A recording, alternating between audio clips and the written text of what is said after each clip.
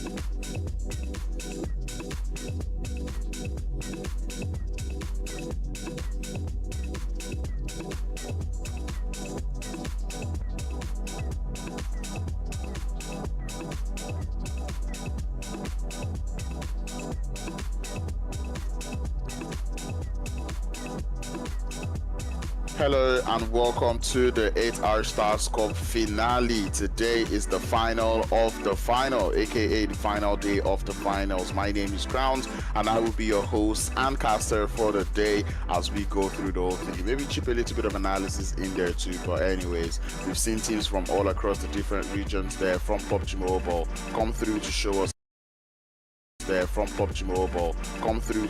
exactly what they've got in the 8-hour Stars Cup as they're battling for that prize money.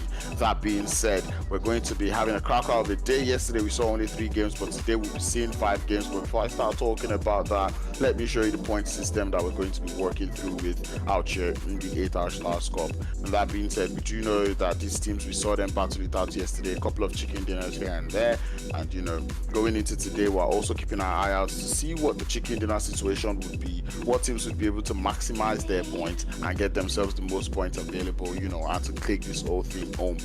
From the days before, we've seen the players there from 7th Element still be number 1 on the leaderboard, as those leaderboards did drop yesterday. 77 points up on board, but it's not the strongest of leads, as they just 14 points above actually the side there of Team FALCONS, who seemed to have a very good performance yesterday, getting themselves back up the top of the leaderboard. Just love to see that one. With Genesis Esports also with that good performance, giving themselves up in 3rd, just 2 points behind the side of FALCONS. So we do know that these next couple of games, the next 5 games that we're about to watch today, are going to be games where we'll be seeing a lot of back and forth, a lot of pendulum activities, if you may. But that being said, talking about the points that all of these teams are getting, and then we just have to talk about that point system that we have going on. The regular 10 points for first place, 6 points for second place, and then we go down to 5, and then to 4, and then to 3, and then finishing 9th to 16th, you're getting yourself just 1 point. But that being said, I'm still looking at that leaderboard. We see the players there from AINB or A1NB. I keep calling them AI, and I know it's A1. But anyway, that's the point system I was talking about. One elimination would give you 1 point, and that is something that we saw quite a number of teams grab themselves a couple of eliminations yesterday. Seeing elimination points is actually quite interesting. 7th Element out there sitting up with 46 points in terms of eliminations to their name. We'd love to see that one. And, we look forward to seeing how these teams will be able to make the most of this leaderboard situation, or the leaderboard situation that we've got. And when we start to talk about it, this is what I was saying. We've seen 2 days of gameplay come through from these teams, and now we're about to go into the final day of the finals, which means after the 5 games today, we will be crowning the champions of the 8-Hour Stars Cup special event. So be sure to stay tuned and stay connected all the way to the end so we can know what teams win. And as I said, all through the days, we've been seeing, the same, or we've seen some of the teams, jump themselves up to the top of the leaderboard. I'm talking about 7th Element, the side there of, Genesis Esports. These are the teams that are currently situated at the top of the board. And today, this is going to be the order of the 5 games. It's going to be a regular sandwich of Erangel, Miramar, Sandhawk, Miramar, and then Erangel, which means they have 2 chances on the map there of Erangel, 2 chances on the map there of Miramar, and then 1 Sandhawk game where you can, maybe risk it all, if you ask me. Try to see if you can get yourself that momentum that you need. We saw Sandhawk yesterday be a very cracker of a game where everyone actually did end up going out quite early. There was a lot of early engagements, gave us the chance to see these teams actually go all out. And in as much as there was not too much strategic plays that we saw yesterday, it's still something that is admirable to see, that these teams can actually turn up that dial whenever they want to, and that is something that we'll forever enjoy in the map here or in the games here in doing PUBG Mobile, because that is what we are here for. But I really like to see how these teams are able to play, given that there's 5 games today. That is something that I'm looking forward to kind of see how the teams would hold on to their front, and stay focused. Basically, that would be the word, because we do know that fatigue does coming through. But that being said, ladies and gentlemen, I believe that would be the cue that we've got for the next and the first game of the day. Yesterday we missed the first game, but I'm glad to tell you today, ladies and gentlemen, that we will not be missing the the first game today, as we're already up on board the plane. We do not have as many teams as we would have expected, only 14 showing up for the first game. But, we'll make do of it, make do with it, see how the teams are going to play this one as that playing path. Yesterday we saw it go up on that western side. Today we have it going all the way from the east. You see it going from the waters there of Novorevnonye all the way to the beaches and the shorelines of Severny. So, I'm pretty sure the likes of RUKH ESPORTS would be glad about that one, seeing that they would normally like to land there in the Severny area of the map. Who else? Who else would be happy about this one? I would say the teams that land in Georgia Pole. Maybe not too happy about that one. Gladiators, if they're in the lobby, something they wouldn't be too happy about. Pochinki currently being empty, so we'll see which team would want to take advantage of that Pochinki area of the map, with CFMG going all the way to Muta Power. Keep my eye out there on the side there of 7th Esports, really, because I would want to see how they will be able to play these games, given that they're the ones that are currently on the top. They're just trying to hold on to the fort and see what exactly they can do. Alpha 7 this time going for a secondary drop out there in Lipovka, and what a terrible zone to get the day started. This is not the zone that these teams are expecting, and to be honest, if I see this type of zone, I'm just out. Like, I'm just stopping out. Like, okay, I'm not doing this anymore. Does anybody else want to IGL? Because really, I'm not doing this. But, well, this is why these teams are these teams, really. They're the ones in the finals. So I really cannot falter them too much. We're just going to watch them do their thing and get into the zone. But that is one very, very tricky zone. And seeing that most of the teams find themselves on that eastern front end, it's going to be quite tricky to get into the zone. And this is one of those zones where, you know, would occasionally finish around that ferry pier area. So we'll be seeing if my predictions in terms of the zone would be correct. Now, speaking of predictions, you know, I want to let me know what your thoughts are. Brute Force looking to be in the lobby today. It's called Unicorn out there in Severny. Do look to be sharing a drop location with this idea of RUKH Esports. Maybe that is why I like them, you know, because they're one team that like there's something about teams that land in Severny that I just love to see. But anyway, RUKH Esports would be the ones on the defense, 4 players up, or maybe even Brute Force being the one on the defense though, because they've got only 3 players in the lobby.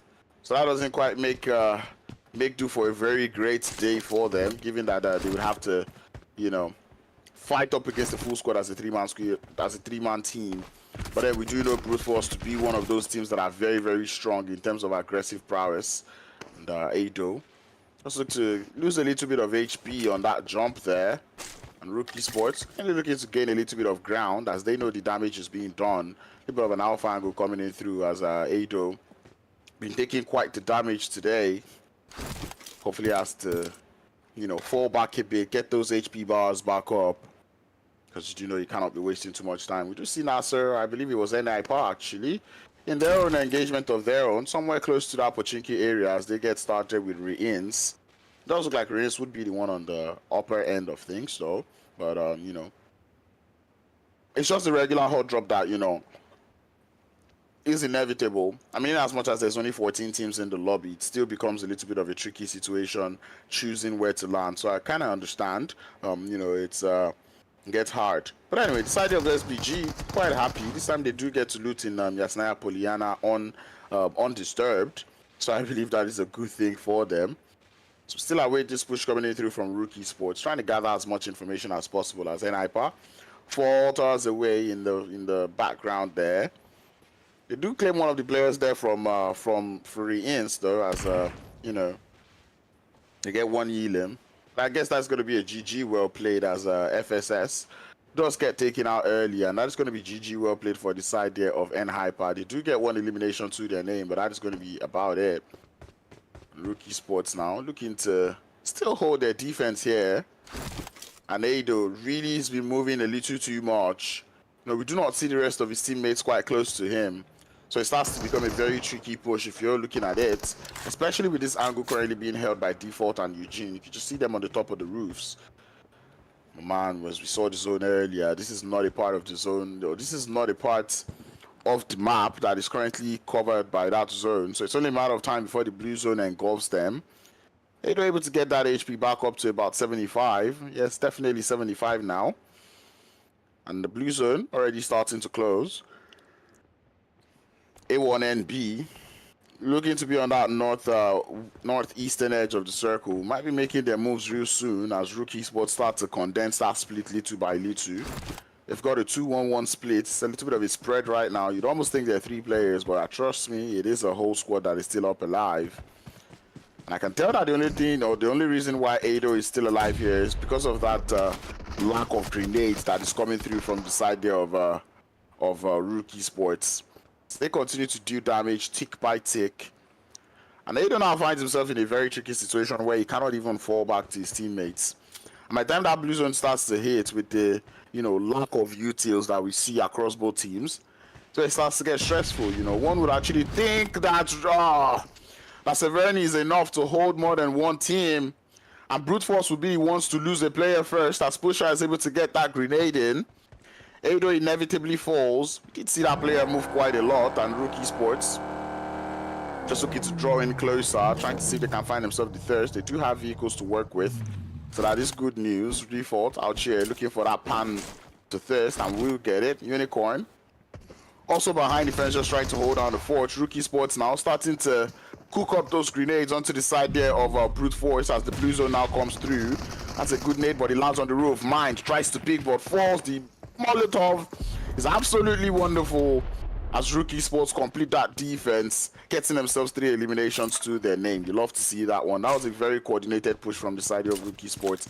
I almost thought they did not have throwables, but it turned out they did have the utils. They were just looking for the perfect time to use it, and all utilities landed so nicely, did the jobs they were supposed to do. And that is what we want to see from the teams going into the PMGC, because we do know that all the teams that are in here, or maybe not all, a majority of the teams that are here find themselves in that PMGC. So, you know, this is be very, very great practice, and you know, getting used to using those troubles, you know, knowing how to defend your drop location. These are things that you need to get used to before you get into a competition. So, you know, 4 points or make that 3 points up to the side there of RUKH Esports. Love to see that one. REINCE up here with 4 eliminations of their own, courtesy of the side of N-Hyper. They did lose one during Sadness, but it does look like they'll be fine for the time being. Hopefully. You know, hopefully. But yeah, we're already starting to see rotations. A couple of teams out there in the blue. You have the side of CFMG still in that blue zone. Side there of A1NB also in the zone. See that the players there from SPG, Super Big Gorilla, I guess, looking to find their way into that zone also from that eastern edge.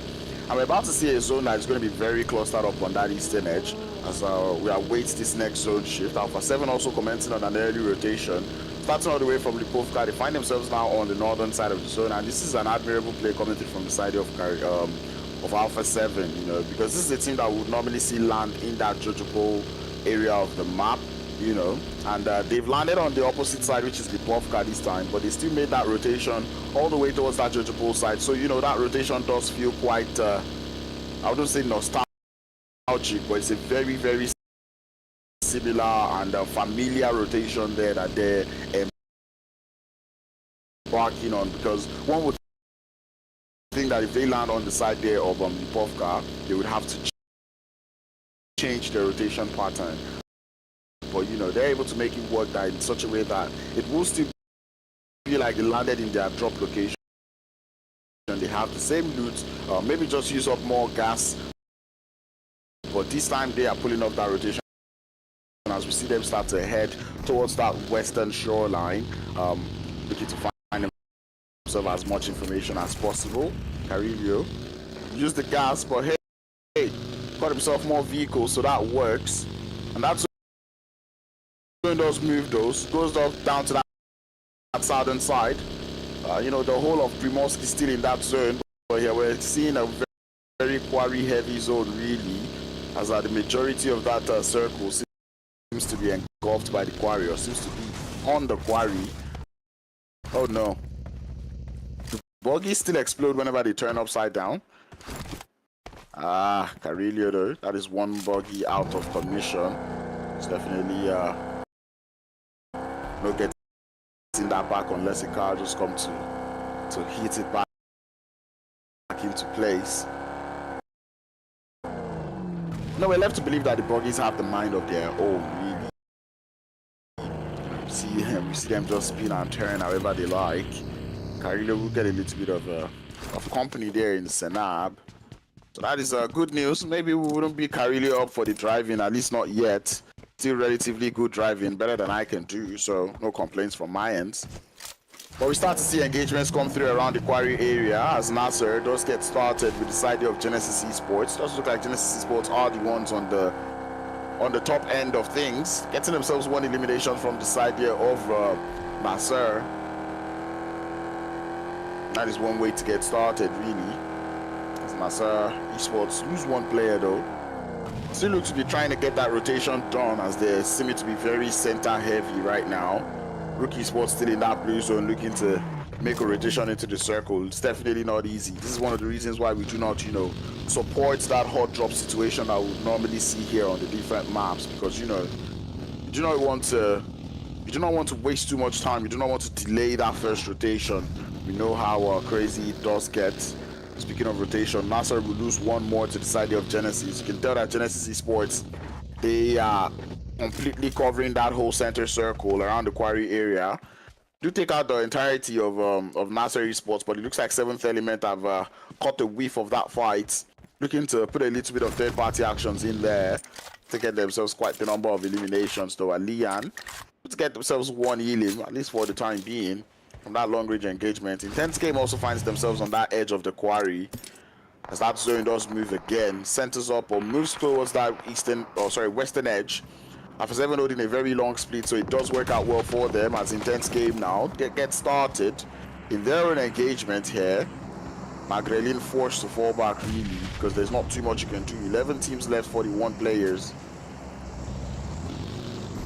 An INTENCE game just looking to gather their numbers, gather their information. So that is one very, very tricky rotation coming through from the side here of SPG, rotating just right in front of Alpha 7. One player does get uprooted, and it's about to become 2 now as snow falls.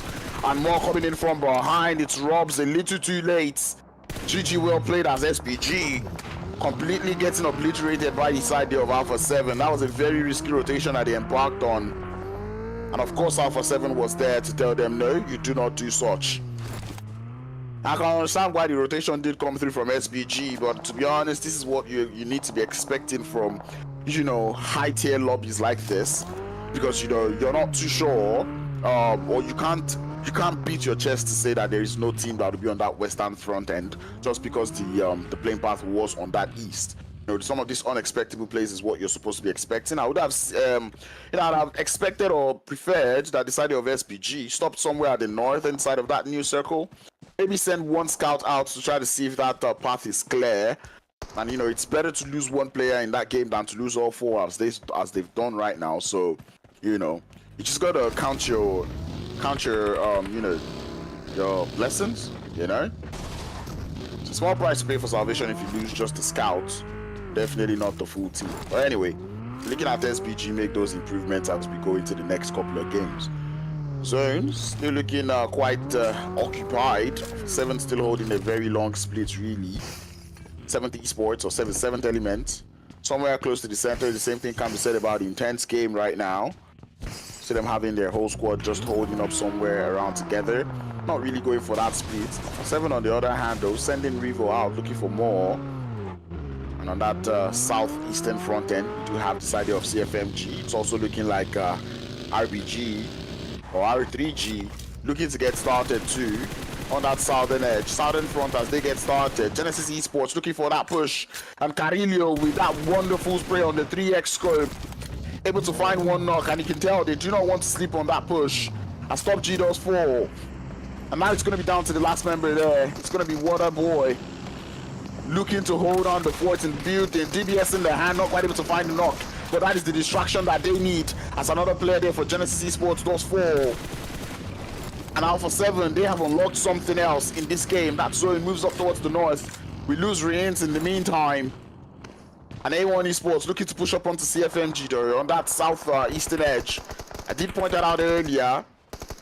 Genesis Esports will lose the last player now. INTENCE game looking to get third party by the side of Alpha 7. One knock does go down and it's Adrian to fall.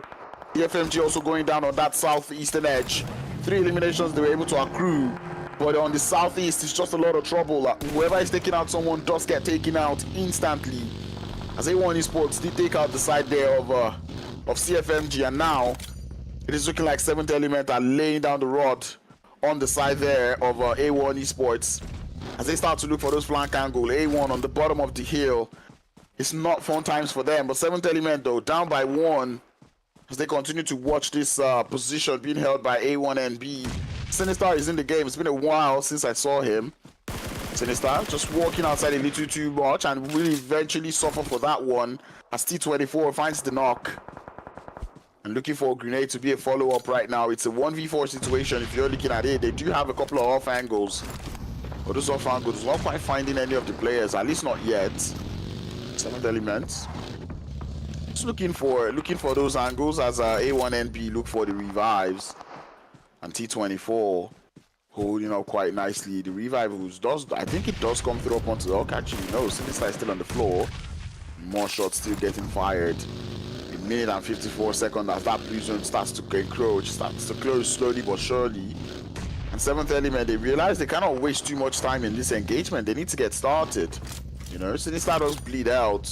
So A1NB would have to hold on to their fort for the time being, using a whole lot of smoke grenades. But the question is, would they make it out early? As we do see Sketch driving on the side there. The sidelines is being seen there by T24, looking for the shots but cannot find it, as Sketch is able to escape. Is that going to be the same for the rest of the players there from A1NB? As we see them get into those vehicles, it's a very great rotation if they're able to pull it off.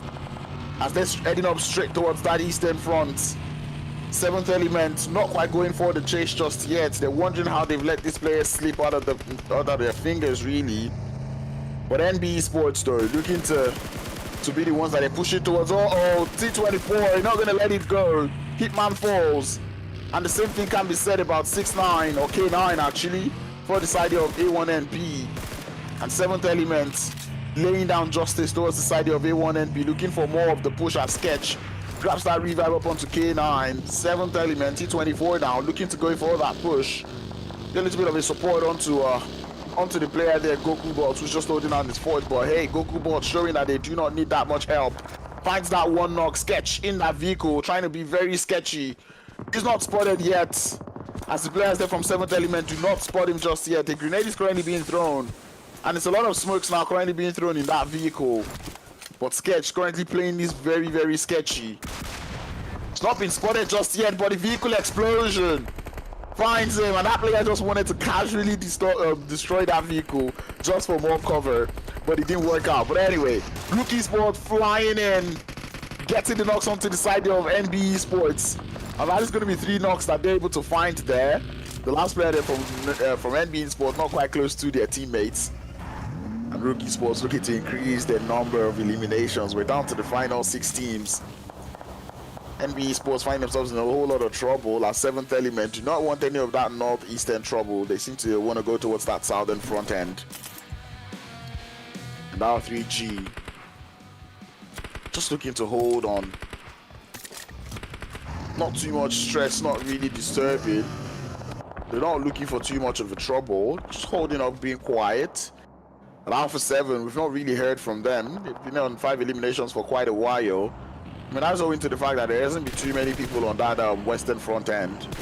For RUKH Esports dominating from the north, we've seen them, you know, dominating these type of circles. So I'm not too surprised to see them actually doing the Lord's work out here. To get another zone shift, really. And just set up quite nicely, dividing that zone into 2. There is a road, and Alpha 7 is on the entire western part of the road. We do see the rest of the teams, or majority of the teams, being on that eastern side. Alpha 7 though, looking for that push up onto the side of R3G. It does look like it's only a matter of time before that fight does get started. And there we go, the grenades to find one of the knocks onto the side of R3G. Alpha 7. Revo does find yet another knock. We're just seeing that on the elimination feed there. Now NB Esports though, still out there with the last player left, looking for a way to hold down the fort. But Alpha 7 now, looking to continue up on that push. There's a little bit of a third party coming in through. That's a nice play coming in through from Vaz. And he looks for 2 now with that pre-fires coming in through. Mythic down to a slither of HP. And here comes the shot. Really actually on the slither of HP. Does get tagged up, but Senab coming in from the side would find a complete elimination. And that'll be a GG well played as we lose our 3G. Players there from 7th Element had a little bit of those shots now. Want a little bit of the action though, as we just see them peeking into the building. It's just T24 happening to be the scouts for that team. Just looking to gather as much information as possible. Alpha 7 will hold on to the compound there on the south. And 7th Esports also looking to give them a little bit of a wrap around. And Alpha 7, just after I called them out for being quiet for a while, we see them actually get 3 more eliminations, increasing their counts to 8. So now RUKH Esports has to be the one on the chase. But RUKH Esports able to capitalize on that fight that Alpha 7 was embarking on. As now they hold a very long sprint across both sides of the maps. You could almost call it a 2-2 split. As you see out there spread, 2 players there on that west, 2 players on the east. Looking to hold on the force, but Intense Game spot a weakness in the side of 7th Esports. And they are pushing up onto it, that one. They're capitalizing on it. 7th Esports looking to hold down in the little shack right now. It's going to be T24. Seeing T24 be an absolute menace for the rest of the teams in the lobby. But the revives, though, not looking like a very plausible option for 7th Esports. As the thirst would also come through, Divine is down. RUKH Sports looking to close up on the gap there in the zone, drawing closer and closer, but Intense Game still alive.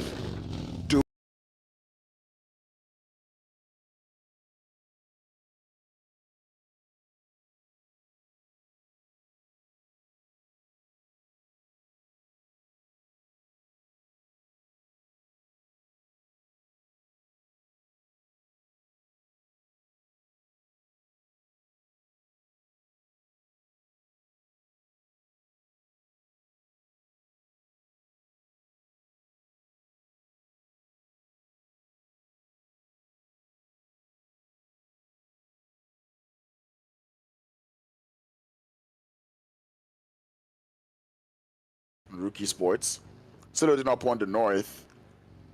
So we've seen RUKH Sports in zones like this.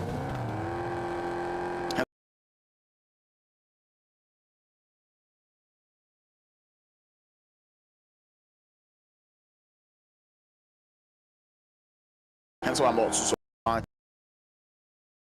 Also there hugely for the third party. And Eugene, the last player there for RUKH Sports, not finding themselves in the zone as Intense Game start to also take out some of the players there from Alpha 7. Scarilio falls.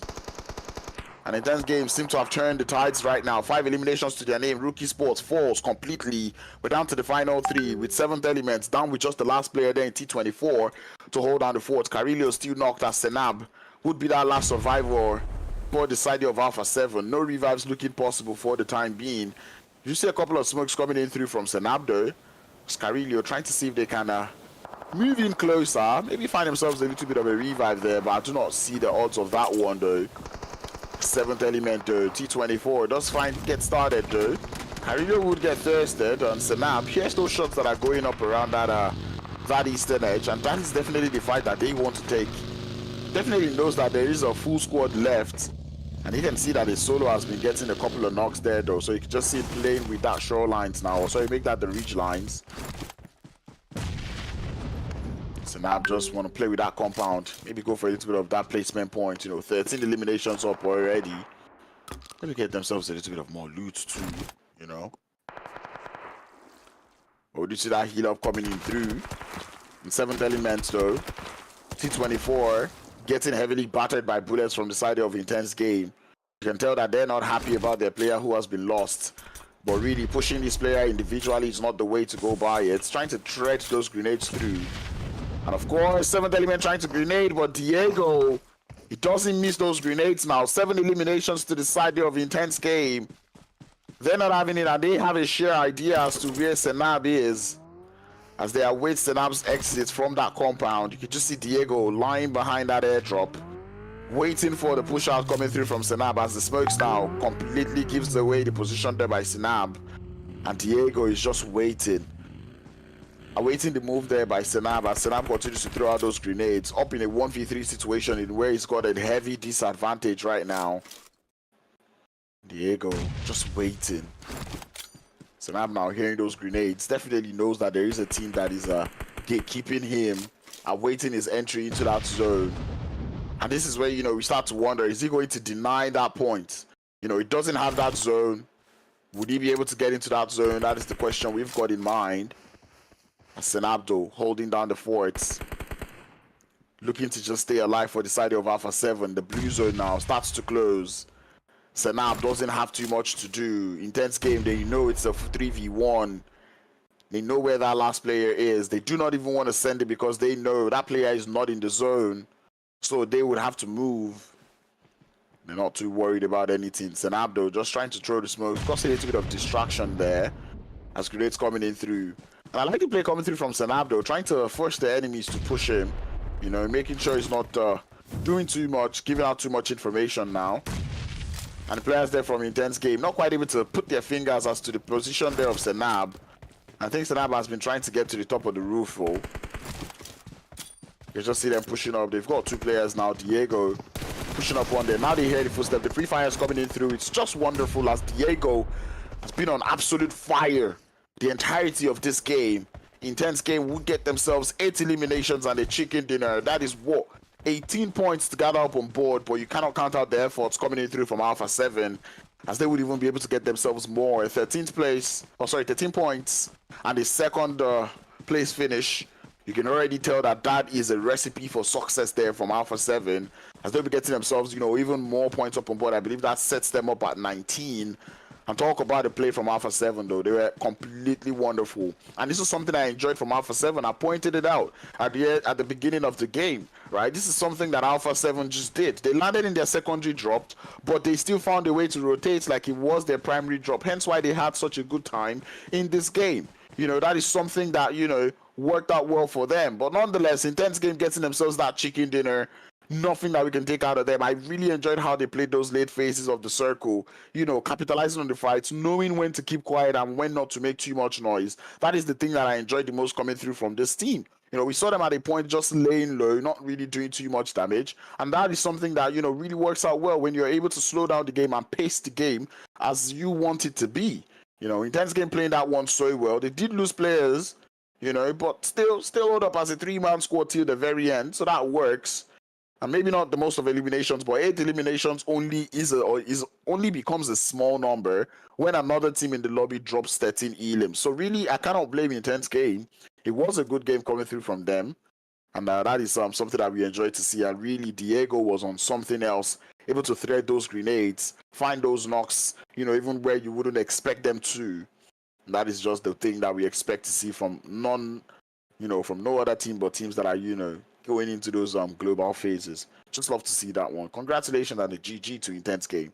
And I really like to see how well that pushes them up on the top of the leaderboard, man. Because really, that is such a good game that they've been able to play. So, we'll see how well they're able to capitalize on that one. Going into today's games, they had 47 points on board. And now with 18 points being added to that tally, puts them in that race there for first position. But still, 7th element though. Surviving with T24, they were able to quite stay alive up to 3rd position there.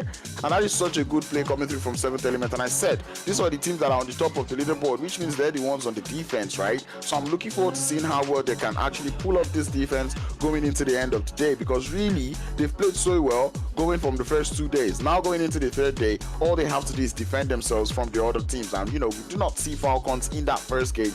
Hopefully we see Falcons come to try and challenge the side of 7th element going into the next games. But right now, it does look like Intense Gaming would be the next competitors. The side of Genesis Esports also did seem to get themselves quite a number of play coming in through, and I would like to see where that leads them to. But here's the head-to-head that we're talking about. This is what I was saying. 8 kills is a whole lot of elims, but really when there's a team that is doing 13 eliminations in that same game, 8 kills almost becomes a small one, as we see 13 eliminations coming in from Alpha 7, 2600 damage that they're able to accrue as compared to 1200. And you can just tell, you look at this and you can't even tell who won the game. You would actually think Alpha 7 won. I mean, even Alpha 7 able to do assists for other teams. That is something that you don't see one to Alpha. 15 assists that they're able to get, which means some of their eliminations actually did get stolen.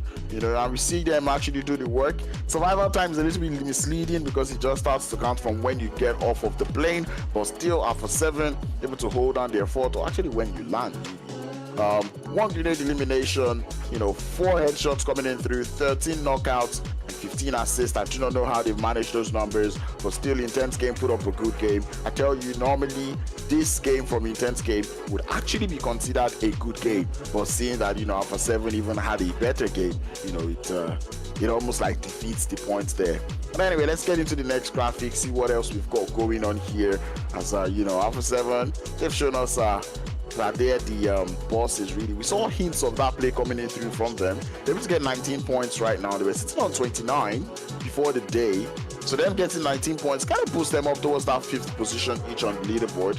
So I really look forward to seeing how well they can do it. And here comes the damage numbers. And I've been speaking about all the teams, but I've not spoken about RUKH Esports, who absolutely were terrorizing in the lobby too. We did see RUKH Esports play well, but when they decided to go for that 2-2 split and try to push up to the side of Alpha 7, that is where we started to see them falter. That 3rd party came through from Intense Game, which was wonderful, and that really took out the side of RUKH Esports. They were able to get 1800 300 damage. That just goes to show how much damage they did. And even Intense Gaming winning the game did not even have the most damage, you know. And you can see that there's a couple of other teams that did work. You know, 7th element, 6 eliminations. They did do their best to take out the side of A1 NP, and indeed they did.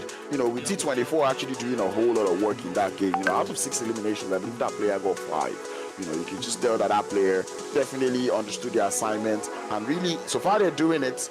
I'm not going to complain. You know, they're holding on to their defense, whether it's one player that is getting all the eliminations or it's not one player that is getting all the eliminations. I really do not mind. They're able to pull it off and they're able to stay on top of the leaderboard. That is all that matters, at least for the time being. But RUKH Esports, have got to give them their flowers. They actually did play well in this game. 7 eliminations that they were able to get. I believe they're topping that off with a 4th place finish also.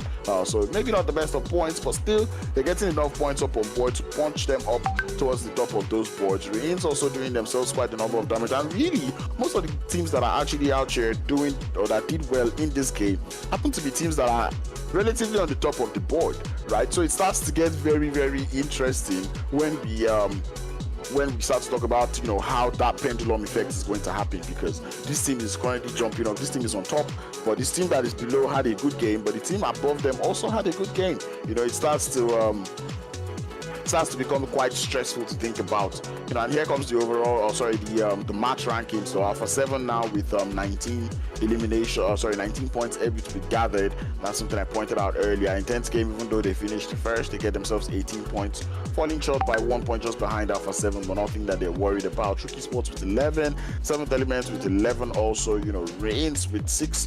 To be honest, 7th Element getting 11 points is actually wild, you know, because that actually pushes them up the top of the leaderboard, really.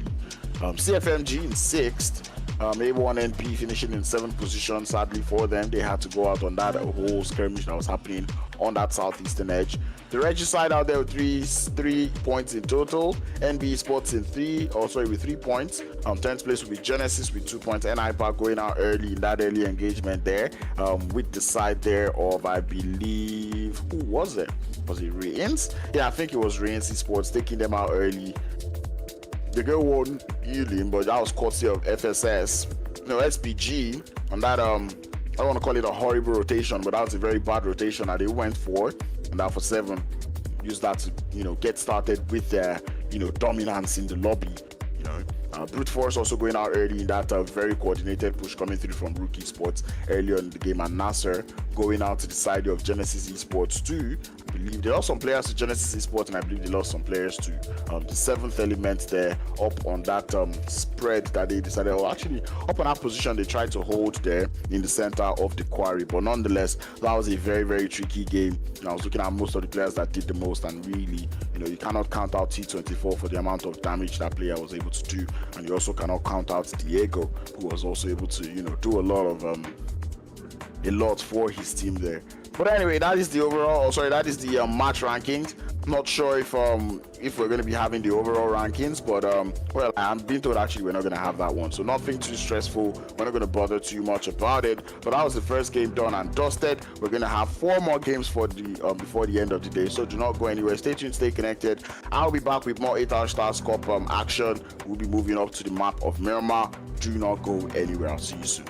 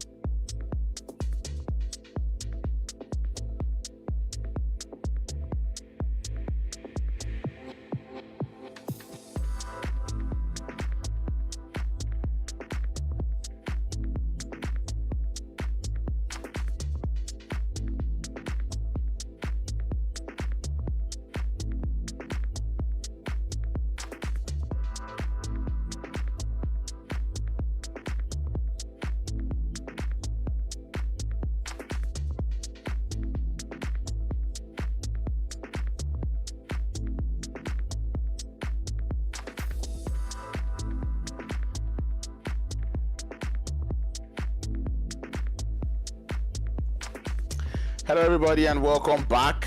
To be honest, I didn't know the game had started, but hey, the game has started. Welcome to the map here of Miramar. We do see Alpha 7 already starting to lose players, which is definitely not good news if you're looking at it, given that they had such a good game the last one. We didn't see this hot drop come through yesterday out there in the map there of El Pozo, and hopefully I can get to see the map a little more in this game, as you know, I'm not able to exclusively see that map. But yeah, I do not know where that playing path is, but seeing that there's a lot of teams out here in El Pozo, I'm thinking it's something that was a little bit towards that eastern side of the map, as we start to see, you know, all the teams here in El Pozo really. And it's very, very interesting to see NB Esports out here. Brute Force is also here, and the side of Alpha 7 are also here. So that is quite a number of teams that are here. And that zone, also being towards that western side, is not too fun. Actually, the playing path would have been on the west, not the east, sorry. So the western side zone is what we probably saw in this game. But, you know, every team is just trying to look for a place to call home, really. Not too stressful right now. We await all the skirmishes. SBG also finding themselves in a little bit of a fight there. 2 eliminations that they've already been able to get for the time being. So them man are just holding it up, just chilling if you may. You know, not stressing too much. At least not yet. You just see them relaxing, trying to get a lay of the land. And that is something I would always, you know, admire about these teams, especially when they're in hot drops. The amount of information that they're able to try to gather. SBG, though, we've not really seen them have the best of games, not gonna lie. Waiting for them to really show us what we wanted to see. What we wanted to see, but anyway, Snowix just holding up. One of the players that I find very, very promising on that squad there from SBG. Nearly has the idea there of the player there, RUKH. He knows there's one player up there. You can already start to see the smokes coming in through. The push is something that they're anticipating. I believe this is in San Martin. You know, anticipate that push. RUKH also trying to see if they can watch that rotation coming in through. Snow is definitely aware of that player, though. Ooh, launches a very long Molotov, though. RUKH is going to try to do a little bit of damage. That Molotov, oh no! That makes you absolute beast, bro! What? There's no way, bro. There is no way he's got that nade. Wow, whoa, Molly, bruv. I was just talking about this guy. He's something else, really. You see, I need people to actually realize that I don't actually hype people that are not good, man. What? That was such a brilliant Molotov. Like, really, it's very brilliant. And wow. I'm like, there is no way he gets that off. And he did get it off. Balancing it with the shots also to follow suit. That was a very well-deserved knock. I don't think anyone could get any knock that is as deserved as that one that we've just witnessed. Because that was a well-deserved knock. Wow. Damn. I really cannot get over it. I actually can't get over it, man. It was such a good one. Snowix, you've got to teach me the trick, you know? Just show me how you do it. Show me how you throw it. Maybe not throw games, but you know, you get it. Top G is the last player left for the side of Genesis Esports, so we keep an eye out. We do see NASR Esports in their own engagement too. As we see them drawing in closer and closer. 3 eliminations that they're able to gather. They did loot spec in the meanwhile. But it does look like Regis, anything, R3G, already down to just the one player there. NASR Esports just looking for those vehicles, maybe to start that rotation, you know. They can't really be stressing too much. Yeah, NASR Esports, they're currently where on the map? I don't see them. But I know they're somewhere in here. So one thing is sure, they're actually in the map here of Miramar. Well, anyway, we see them getting into vehicles and trying to get into that next circle. So you just see Star is just holding up now. I like this play coming through from NASR Esports, sending out 2 players to look for vehicles. You know, you cannot waste too much time out here. J7 is the last player, so they might be able to pull it off though with all 3 players in one vehicle. It doesn't look like they're very curious or very thirsty or hungry for that last player. So nothing too stressful for the time being. As the end, there's still one more team left. Alpha 7 able to find a way outside to the outskirts of El Pozo. As we start to see rotations coming in through from the side of 7th Element. A1 Esports also looking to coming from that southeastern edge as brute force. Still out here in El Pozo though, looking to find a couple of shots. Ado and Mind. I'm not too sure if they are aware of this position being held by Akaz. Side of NB Esports have lost just one. But Akaz is just holding down the forts, keeping the trigger discipline, and I think Might has spotted him there. The pre-fire is already coming in through. Akaz tries to run, but Akaz falls. And Brute Force could just tell that they had an idea. They still have company out here. Just have to admire that the eyesight coming in through from Mind. They're able to spot out that player. And maybe Akaz should have shot a little earlier, just maybe. I'm not saying he should have, I'm just saying just maybe. Who knows, maybe that would have been the play there. But I don't know, man. It was such a nice push, you know, nice spots coming in through. Alpha 7 though, falling back to the top of the mountains, and they've already decided to lay down the damage though onto the side of Brute Force. Ado is going to be the first one to fall, as they try to go for that full send onto the side there of NB Esports. Does look like Alpha 7 are the ones that are, you know, doing the damage. And Brute Force with a grenade, able to find themselves one knock. And then, you know, Neo's still trying to get their HP back up. Revo on the top of the hill there.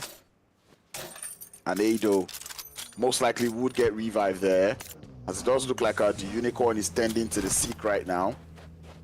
And that revive does look to be something that is coming up. If they get that revive, Brute Force, that would be a very impressive revive. And it doesn't look like that's what they've gotten. Actually, they will get the revive. They should be getting the revive right now. Ado should be getting revived. And I can tell you, Ado is probably getting revived right now. Yep, and there we go. That revive does come through. I do not know how they've pulled it off, but they have pulled it off. There's still one more player there from NB Esports here, though. It's going to be Mondo. Trying to hold on the fort. Mind is definitely aware, and you could just tell that man has his mind in the game, really, as they're able to understand whatever is going on. And what a play. What a play. They know they can hear the footsteps right now, Brute Force. And try not to, you know, overextend or send too many players towards that position. That's a good nade up onto Mondo. And Mind knows is about to force that heal through, coming through from the player. Looking to bait out with those footsteps. And now Mind looking to challenge for the 1v1. Grenades now currently being thrown. I'll make that the smoke grenades coming in. More grenades currently getting thrown by the side of Brute Force, and that is a very good nade coming in. Does the damage though, but not finding the knock just yet. And another grenade now currently being prepped by the side of NB Esports. And that nade coming in through. Now they've heard where that grenade is coming in through from. Mind definitely knows there's a player there. Goes in for that push, finds the shot, and that is going to be NB Esports going out early. Alpha 7 though, are they going to come in for the third party? Not looking like it, as they have more to deal with. 7th Element just out there in their vicinity, starting to do the damage. I mean, it was inevitable. We did see 7 Esports rotate just right in front of them early on. So yeah, it's understandable why 7 Esports, 7th Element would be the one doing the damage. We're starting to see rotations coming in through. RUKH Sports looking for a way in. Carillo is going to be the first one to fall. As Alpha 7 not quite happy about that one. You can already start to see them throw out those bullets towards the side of 7th Element, hoping to find a knock. But that revive onto the Revo is not something that will be happening.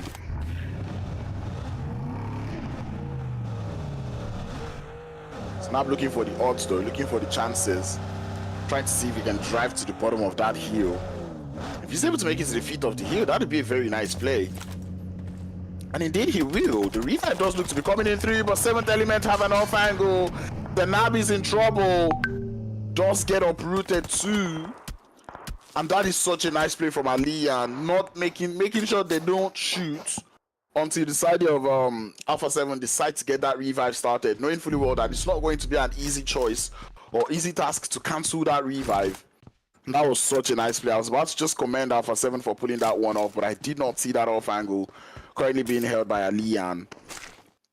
I'm just going to give that man his flowers, really. Such a nice play. But the blue zone now starts to fall through, and the rotation needs to continue. And I like the fact that 7th Element have decided to keep their rotations up towards that western side, knowing fully well that those hills on the west are not something that teams could climb. So, you know, they're not going to be too worried about other teams, but Brute Force though, giving them a reason to worry though, as Divine does get spotted. Divine does get spotted and taken out instantly. GokuBot is also down. And this looks like the revive is what might be coming through from the side of 7th Element. GokuBot would be looking to get revive, but only 57 seconds on the clock before that zone completely closes up. Head eye pan out. Looking to get started with the side of REINCE though once again. Sadness Raw would find FSS. In the previous game, FSS was the one that took out found kindness, or sorry, sadness. Now it's reversed the case. 7th Element spots that rotation coming through from Mafioso. The shots are coming in through. Mafioso down to a Slither. Alian is somewhere in the off angle. Spots that Mafioso on that move. And it's only a matter of time before Alian spots that player. All that blue zone claims the life. And yep, it's going to be Alian to find the last player there from Alpha 7. And Alpha 7 would eventually go out quite early. And now we're starting to see SPG though. It gets started with AI, NB, or A1. I keep calling them AI. There we go. It's currently situated close to the center of that circle. That zone does move up towards the north. Brute Force in a very strong position, really, on the top side there of Monte Nuevo. Intense Game also securing themselves quite the spot. SPG completely sending out the players there from A1 and B. So that's a GG well played. There's quite a number of teams that are out there in that blue zone. We see INCO Gaming though, somewhere in the lobby, looking to find their way into that zone. They're down there on the south. So that's something that I'm looking forward to seeing how they can pull off. An intense game. Saw them win that first game, and right now they're looking to just seat it up in a very good position, man. And the shots coming in through up to Snowix on the top of the hill. SPG looking to unlock something that we've not seen before. I'd really like to see how well they pull that one off. They're just chilling on the top of that hill, trying to see if they can gather information. Maybe find a little bit of a good place to play, and it is indeed a good place to play in. Sitting on the top of the mountain. And Brute Force now. We did say that they were in very prime third party and gatekeep position. And that is exactly what they're doing. So, making it a little bit of a trouble for 7th Elements to get into that zone. So, 7th Elements now, they're just going to have to find other ways to get into the zone, at least for the time being. Maybe try to survive for as long as possible. As we know, they're the ones on the top of the board. So right now, they're the ones that need to be on that defense. Right now, that defense is what we're seeing coming through from them. GokuBot would indeed get thirsted.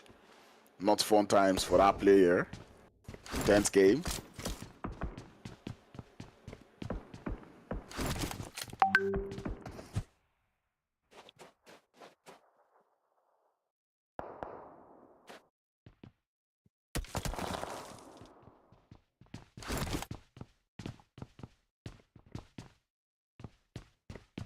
So anyway, we're anticipating more action coming through from all across the map. Brute Force still holding up on that north western edge. Just seeing them chill. RUKH Esports also found themselves somewhere on that northern side. I can already see most of these teams looking to form up close to each other. Hyper looking for rotation into the zone from that southeast. A little bit of Monte Nuevo is still in that zone, but man, if Genesis Esports had many players up, that would have been such a good place to play. But anyway, here comes REINCE to get the fight started. Got one knock onto the side there of NASR, or sorry, make that SPG, but they would lose players of their own. I think maybe it was a little too early now to find that knock. But SPG though, I do not understand why they left it up of the hill, as they do not have that high ground advantage, at least not anymore. And REINCE would be able to at least get themselves the revive. Right now, SPG now on the bottom of the hill, they find themselves in a very tricky situation, going from being in a very strong position, almost one of the strongest positions in the zone, to now holding up a compound that is on the bottom of the hill. It's not fun times for the side of SPG, because, they cannot get out of that compound, which means, for the next zone or two, they're most likely not going to be able to gather themselves any elimination. So that's just very painful. RUKH Esports also in the background though, up towards that northeastern edge, looking to get into that zone. REINCE though, trying to gather as much information as possible. They do not really have that zone. So they're gonna have to, you know, edge it in, even though that might not be the preferred style of play that they would want to do. SPG already on 6 eliminations now, and this is what I was saying about this compound, right? There's only one place you can watch. You really can't look at what is going on behind you because, you know, those guys have got all the angles there. RUKH Esports though, looking to get started. REINCE in the building as Sadness does come through, crashing in the green Lambo. Doesn't quite find the knock though as default. Able to find himself a little bit of an off angle, but here comes the shots coming in through. Sadness goes for the quick 180 turn, finds the knock, but the return is there. As RUKH Esports are able to trade out the knocks here. Rami looking to push up the hill with Rick. Holding up just right above him, and the information is there now. Rami feeling very confident, and this is what we love to see from that one. High ground advantage is there, the shots come through, and Rami finds the knock. On the off angle is going to be Aizen. Last player left for the side there of REINCE to hold on the forward, but Pusher spots him, and here comes the shot. There's 12k in the hands though. Looking to go for that push. RUKH Pusher just awaiting that push coming in through. And Aizen's prepping up a grenade, but that third party is not going to let him breathe. As RUKH Esports get that complete wipe on that northern front end. And the revival come through. SPG already up to 7 eliminations. They still have one player wandering off in the background, with NSC Sport holding up. We lose NHPA in the other on the background with Intense Game, having 3 eliminations to their name. Watching on the side there of CFMG, who are able to find themselves one beautiful knock. And hopefully, well, they cannot act up on that knock though, because that knock is not really in that zone. Speaking of zone, we're about to get yet another zone shift though, as we await that next zone shift. Which team is it going to favor? And it does move towards that western end. Brute Force find themselves in a very good position, but they need to condense that split. Maybe condense it towards that southern edge, because that's where they have most of the cover as compared to the north, where it's just open fields. But still, they might be able to make it work from that northern side. They have a little bit of a high ground. Maybe they can play from there. Down to 8 teams now, 24 players. An intense game. Out here on the south once again. And this is one thing I enjoy about Intense Game. They're able to get themselves into a very good position, pick up a little bit of scrappy loot, and then heading towards the, once they get into the late game, they're able to pick up the pace and do so much work. You know, so that's something that is quite interesting to see from the side of Intense Game. 7th element though, still alive with just the one player. NASR not able to quite sniff out that player ever since the scratch. So T24, once again the lone survivor for 7th element. NASR, J7. Moving a little bit too carelessly, does find out the hard way now. There is a player here from 7th element as we start to see grenade pins being pulled. The pre-fire is coming in through, but J7 cannot quite find the knock. DBS in the hands now of T24. It's definitely not fun times. As NASR trying to see if they can buy themselves a little bit of time. J7 looking for the knock. Putting the nade pin to force the push out. It's not going to come through yet. 7th element realizes just a little bit of a bait, but hey, NASR, J7 realizes that that pin had been pulled and then pushed into that building. That was such a nice play. You love to see that one. Brute Force now, they head the shots though. What do they want to do about that one? We do see Unicorn looking to form up quite closely. As Brute Force just out in the open, Mind just looking to watch that one and hoping to play a little bit of spoiler for the side of NASR. J7 a little bit exposed. And Mind is just holding down the fort, prone just outside the fence. These are really mind games that are being played. Now he's moved. The players there from NASR must have heard him. And Mind trying to fall back a little bit. Star, he hears that there's someone just prone outside. And Mind's just holding up the cover fire. Hopefully it's going to be enough. 7 eliminations to their name.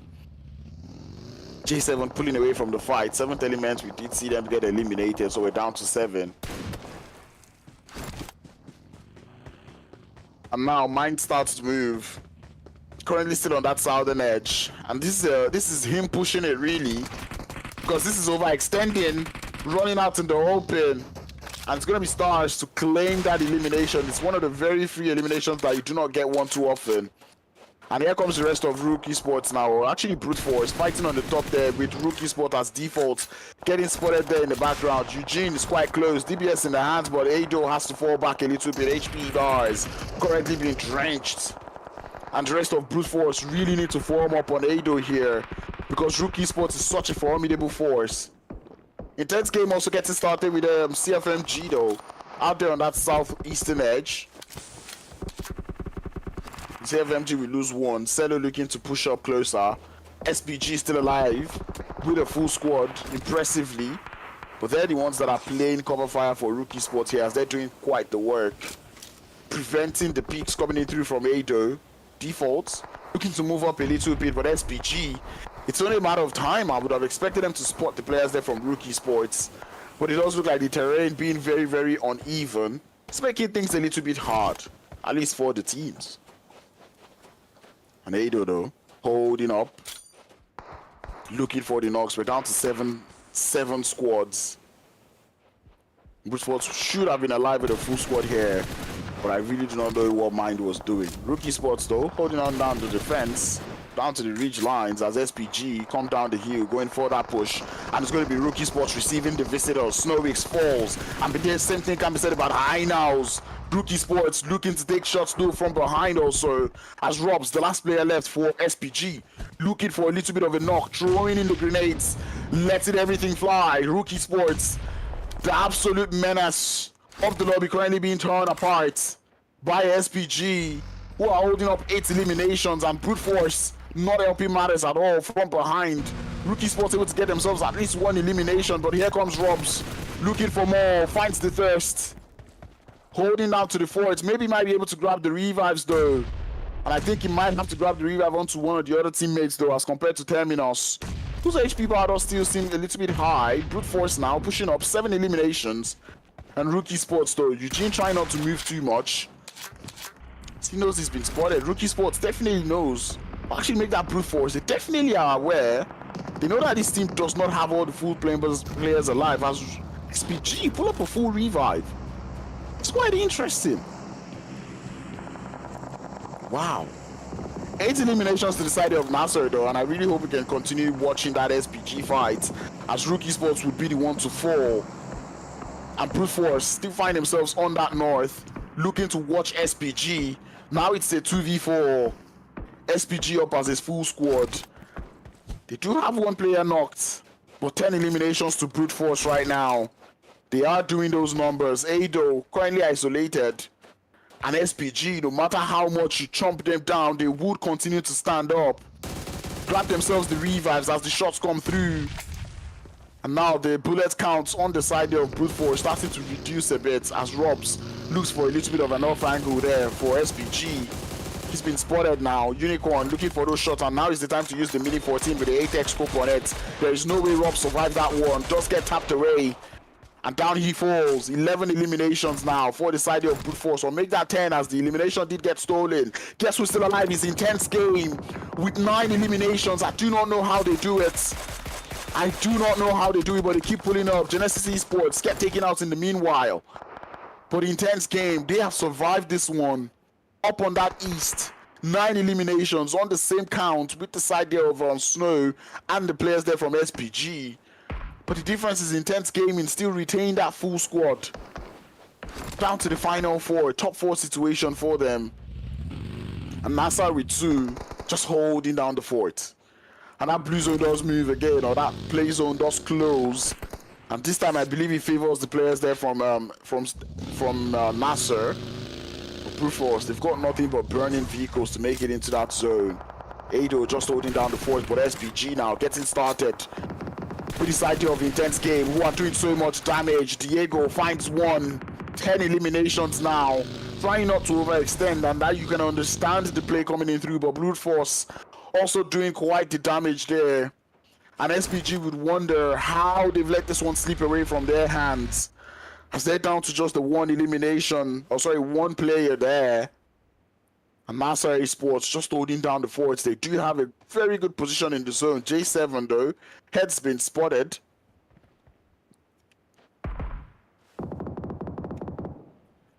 Now we do see SPG now, does get taken out in 4th position. They did get themselves quite decent elims. And Intense game now, they see those numbers dwindling. Brute Force up to 12 eliminations, but you have just 2 players left. Can they still pull this one? It's a 4v2v2, with Intense Gaming being the only squad with a full squad. Oh man, Brute Force would lose one player, and that is not fun. As Intense game now look for a little bit of a wraparound. All 4 players still alive, and Magrelin has not quite spotted the players. And NASR, they know they've got 8 eliminations. They know they do not have to do too much. All they need right now is the placements. And them having only 2 players left doesn't make things easier for them. Cielo just gets spotted, and it's a very beautiful spray coming through from Stars. Brute Force grabbed their revives though. But now they start to spam the grenades towards Magrelin. Ado still letting more grenades fly. Magrelin losing so much HP in a 1v2 situation. And Brute Force knowing fully well not to overextend. As NASR starts to drive closer and closer into that zone. Intense game. They might just be a little bit too split out. NASR are looking for those off angle. Magrelin would eventually get spotted as Ado finds that grenade or back that the knock with the DBS. An Intense game now reduced to 3. It's a 3v2v2 now. And both teams really working together to take out the players there from Intense game. Intense game is just looking for everyone. Unicorn though, here's those shots coming in through, stands up. But make that Ado to stand up to find the shot. Cielo falls also in the meanwhile. Intense game, it is slipping away from their fingers. Brute Force with 15 eliminations. Adrian stands up to find a trade. And Brute Force now down to 1. NASR, are they reading this elimination field? Do they see it coming in through? As Unicorn finds the last of them. Intense game lose this one. 10 eliminations to their name, and here comes the shot. Unicorn gets spotted, and NASR, they knew. They played it very, very nice. And they would get the chicken dinner at the end of the day. And what a play coming in through from NASR. You can tell they had this one cooking. They knew they had 8 eliminations, not too much to stress about anymore. Just try to get the rest of the players out, do a couple of damage here and there. And Brute Force focused so much on the side of Intense game. They were not able to just hold down enough, at least for quite enough. And Intense gaming or Intense game would wonder how they've lost this one, how they've let this one slip away from their fingers. Because that was such a game that was going in their favor. They already had 10 eliminations up on board, if not 11. But unfortunately could not just make it work, as they did lose it out to the side of NASR and Brute Force.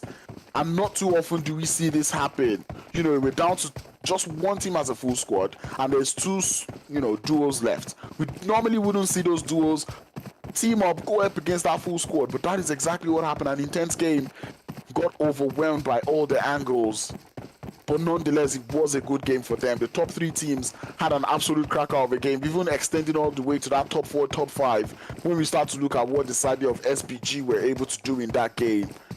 And that was such a nice play. I cannot wait for the head-to-head right now.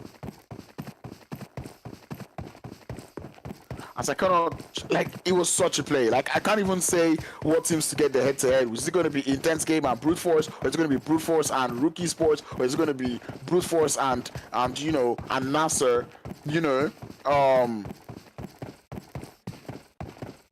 There's just so much teams, or so many teams that are able to get themselves, quite the number of damage and work done in this lobby.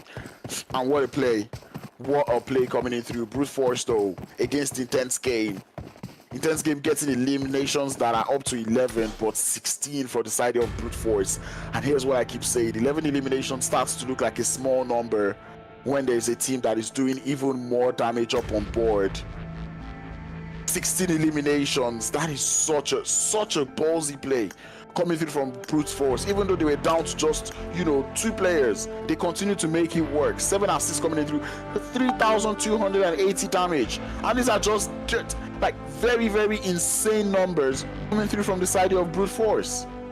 Intense game. I do not want to count out what you did, but man, Brute Force putting up such numbers, that is so wonderful. 17 knockouts coming in through, and they got only 16 eliminations, which is one of their aliens also did get stolen. And Brute Force really, really setting a trend here.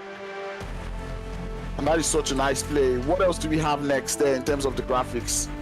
This was such a wonderful play, really. I really cannot get my mind over Brute Force. And to be honest, I would like to see Brute Force continue on such prowess. This is such a nice game for them. And that is just good to see. what a play coming through from Brute Force. I'm actually very, very impressed seeing that they were able to put this much damage up on board. 16 eliminations, almost making every other person's game seem small. And look at that damage number, 3200, but still intense game. Able to put out 2500 damage. SPG, I spoke about them too. They did quite a lot of work in this game. 2700 damage to them. And NASR ESPORTS getting themselves the eliminations, got themselves 9. And we'll get them to chicken dinner with 19 points. But I promise you, that doesn't make them the team that got the highest points in this game, as every other person was extremely fragging out. RUKH Sports did a lot of damage, but the eliminations does not quite match up. 4 eliminations for 1000 damage. You can just tell they were involved in a whole lot of fights. But unfortunately, RUKH Sports got overshadowed by the SPG and Brute Force combo there. And look at those points. 34 coming through from Intense game. Not quite sure. That is 15 placement points. Shouldn't be up to that. Maybe we'll have to give it another look there for Intense game. But still, Alpha. Oh wait, something is off here. Not quite sure if this is the right, points that we've got up on board. But hey, Brute Force 16 eliminations, second place. That is good numbers coming through from them. 22 points that they were able to get. Side of Alpha 7, they got 6 eliminations if I'm not mistaken. Maybe not that much, but still, that was such a play coming in through from them. As I said, this is not the correct leaderboards, or actually not the correct match rankings, but still, it does give us a little bit of an idea as to how these teams did. NASR Esports probably will be somewhere up there. RUKH Sports also will be somewhere up there. So we saw these teams actually do quite a number of damage and a number of eliminations going into this game. And talk about a play. Talk about a play coming in through from everybody. And that was a very interesting game, really. It was very top heavy, and I'd really like to see at the end of the day how it actually affected the leaderboards, because right now everyone does seem to have gotten themselves quite a good numbers up on board. But that being said, guys, I will be back with more action as we're about to head into the map of Sandhawk, so do not go anywhere as we reach that halfway point of the day. Stay tuned to the NASR Cup, and I'll be right back.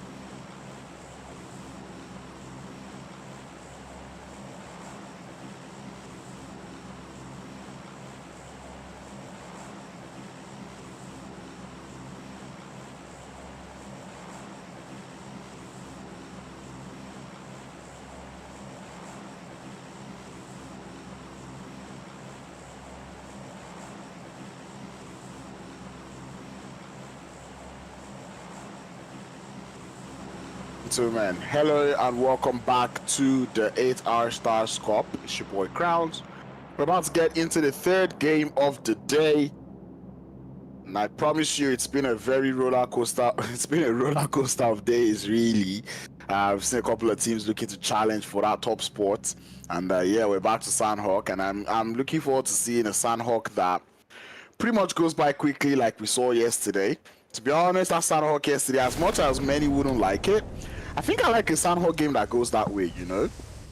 Sandhawk where you just get started, everyone is fighting quickly, the game was done quickly.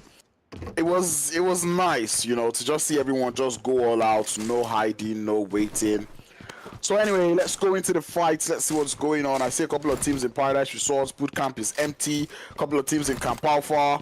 You know, we did see Gladiators go out in Camp Alpha yesterday to the side of INTENCE, or actually 7th Element. Right now, does look like 7th Element are dealing the damage onto the side of INTENCE game.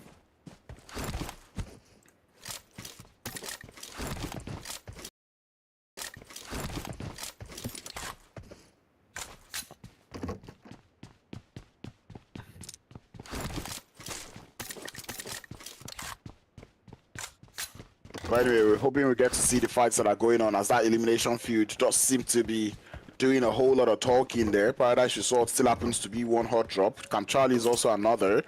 7th Element once again being the top and the kings of the mountains there. And that's nothing that we're too worried about, as we're now down to Paradise. CSPG already get themselves 3 eliminations there up on board. You can see Inaus. HP has been chunked down a lot. They're looking to get this push started there.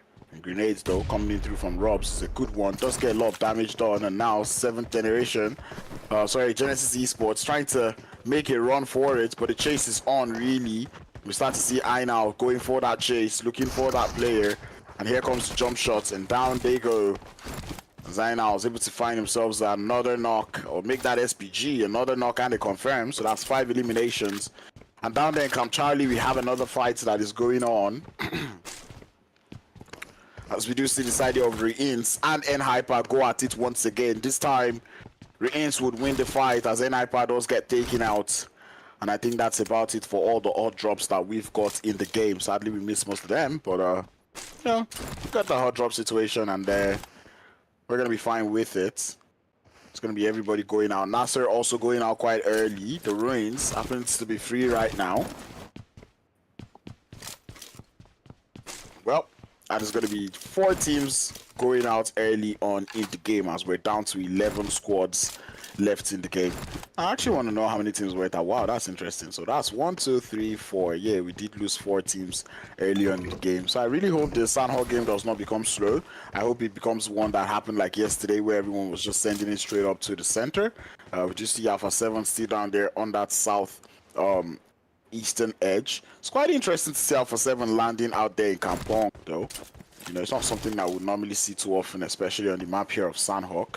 So yeah, that is improvements, and I guess that is just their mitigation strategy for fighting. You know, I believe they have a couple of hot drops that will be happening out there in the PMGC when the PMGC does get started. So, you know, getting used to another drop location here on the map here of Sandhawk is something that, you know, would work well for the side of Alpha 7. So I enjoy that proactivity that they've embarked on and the plays that they're able to go for. CFMG doing the same thing we saw them do yesterday, though, wrapping around in that Paradise Resorts area of the map. You know, we saw them do it yesterday, and it did fetch them a lot of elims, really. So them doing it again today, we'll see if it's going to work out well for them. We've got Brute Force also somewhere around the Tatmok area.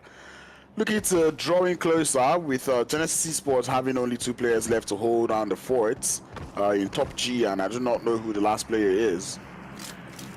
Right now, they're holding up as a 2-man squad. No, actually, it is West Carry.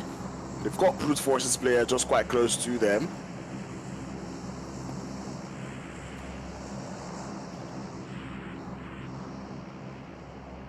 Right now, we're just a waiting push coming in through. As Top G does find that Brute Force player that is close to them. That's going to be a GG. 2 eliminations to the side there. Brute Force, you can tell that they're not happy about that one. got themselves 15 eliminations in that first game, so you can tell they'll be pushing up onto this next one. Trying to see Genesis Esports now. Looking to stay alone in this compound, and as I said, Brute Force not too happy about that one. You can tell that they're pushing up towards this building, but CFMG also heard a little bit of that noise, so now they're looking for the action. But Brute Force now being the teammates that Genesis Esports did not ask for. As we see West carry with a grenade though, DBS in the hands there of Mad Cat looking for a knock, does not quite find any. The jump shots through the windows as he's looking for that peak. It's a very nice one, but Brute Force exerts their complete revenge as they get the knocks. Okay, at least one elimination. And RUKH Sports looking to also coming through for the third party as they've heard the noise. SBG also heard the noise. CFMG currently holding up the compound. As it is all eyes, all legs, everyone, all attention is out here in the Paradise Resorts. Or at least the outskirts of the Paradise Resorts towards Statmock. And Brute Force still looking to play gatekeeper onto the side there of CFMG. We do look at Alpha 7 though, getting approached by the side there of A1 Esports just on the north there of Boot Camp. Okay, this is Sinister finding one knock onto the side there of Alpha 7. It's going to be, you know, also to fall first. The knock is there, but I do not know about the confirm. Alpha 7 a little bit split. Knock is there, but I do not know about the confirm. Alpha 7 a little bit split up on the top of that hill though.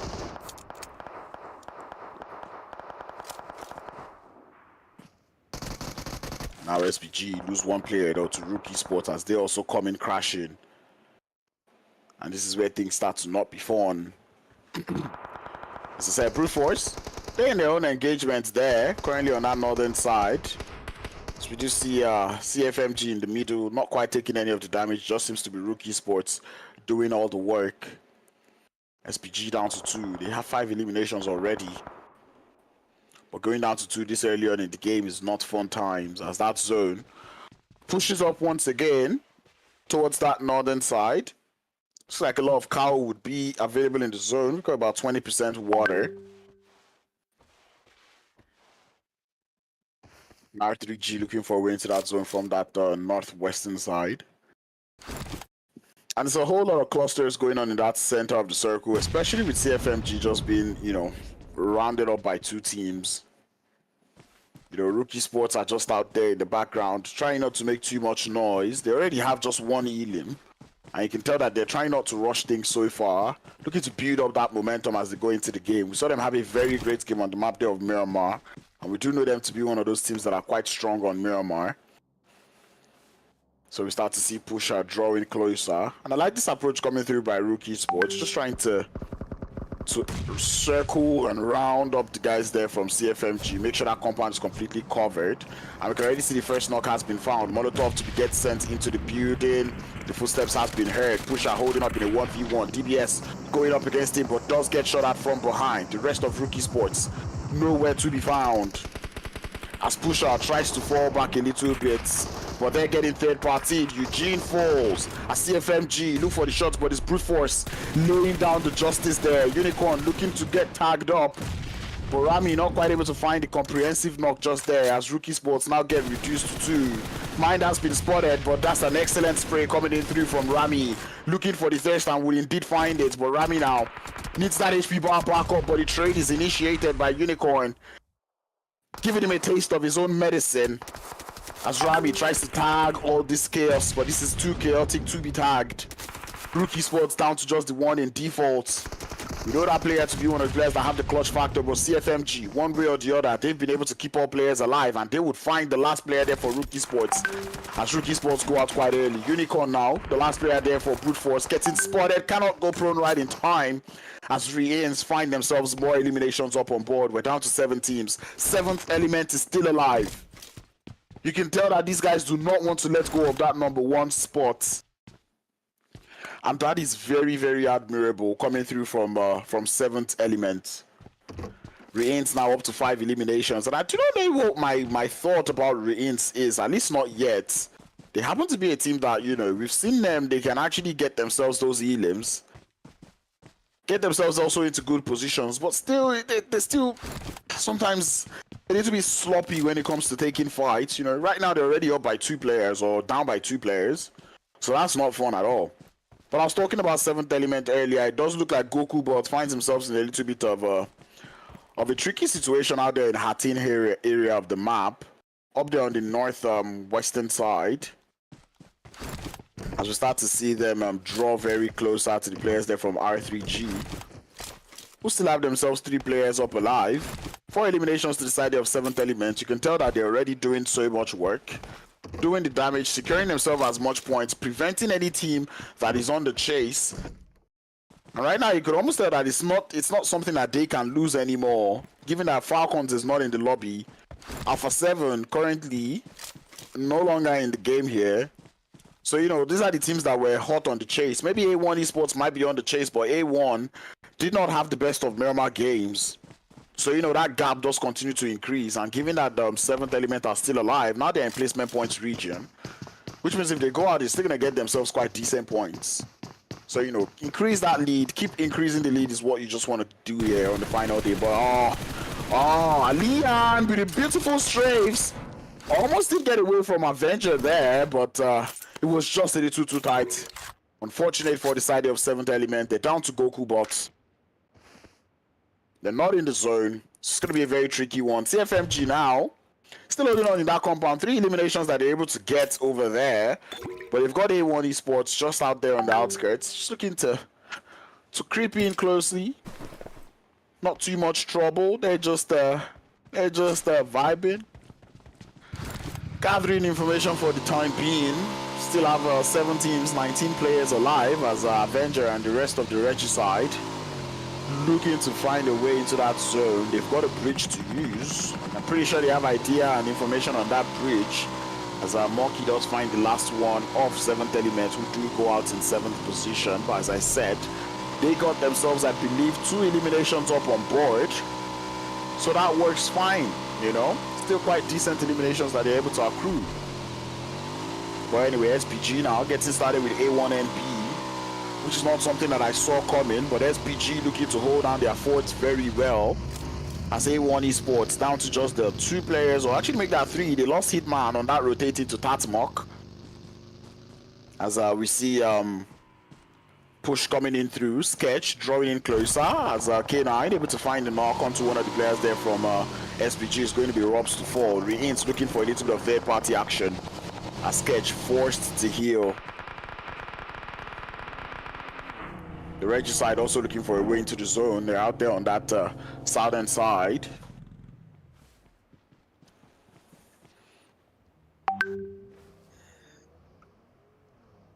Or make that the western side, sorry. And A1 Esports. Just looking for more shots there to be done. 4 eliminations that they already have. Still able to keep all 3 players alive. But they push up onto SPG. A little caught short because of that third party coming through from the Regicide. And they know that there is only 1 player left for the side of SPG. And they would want to push that. 6 eliminations for these players there from SPG. As we start to see REINCE getting taken out one after the other. That zone does push up or close up again, favoring the whole of KO and also the whole of Tatmok. But as we know, Tatmok is not the best of places to play. But anyway, the Regicide though, looking to get started. Sadness, very low on HP. That's a good nade to send out REINCE back into the lobby. The Regicide finally waking up and laying down the numbers on the team. 6 eliminations and 900 damage is what REINCE were able to get before getting out of the lobby. It's going to be a decent game given that they finished 6th position. Still quite decent numbers being put up on board. 5 teams left.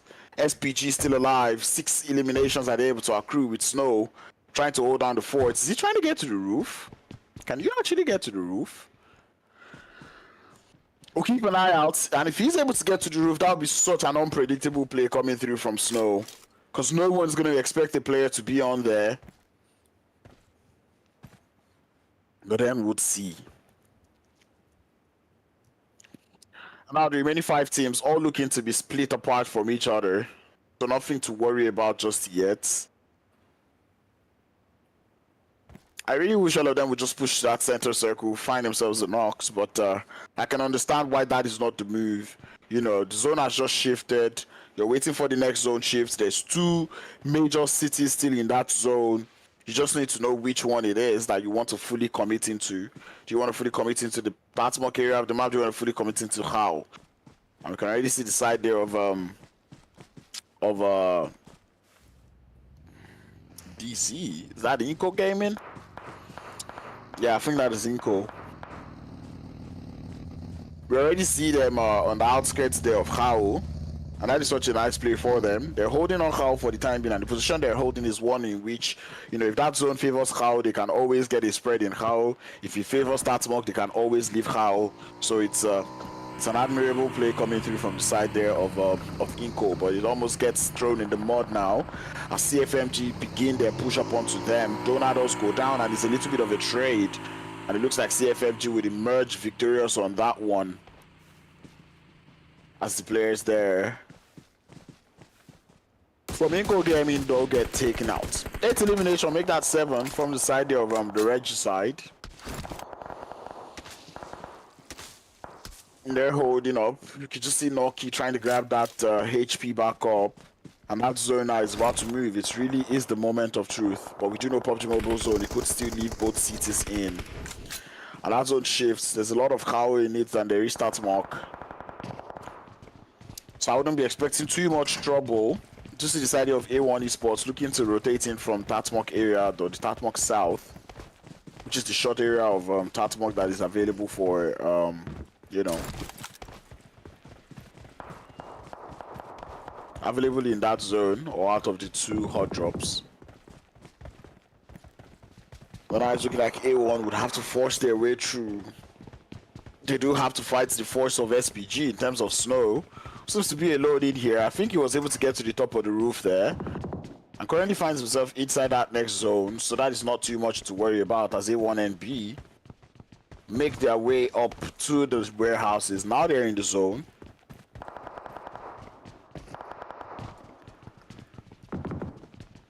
But I said everyone does seem to be split apart. But anyway, Regicide looking to get started, firing some shots, getting some knocks. It's going to be CFMG to be receiving those bullets. It's such an interesting spot by Snow. I really didn't know you could get to the top of the roof, you know. And really, if the zone continues on this trend, we might actually see, you know, Snowix finish this fight just be on top of the roof. Yeah.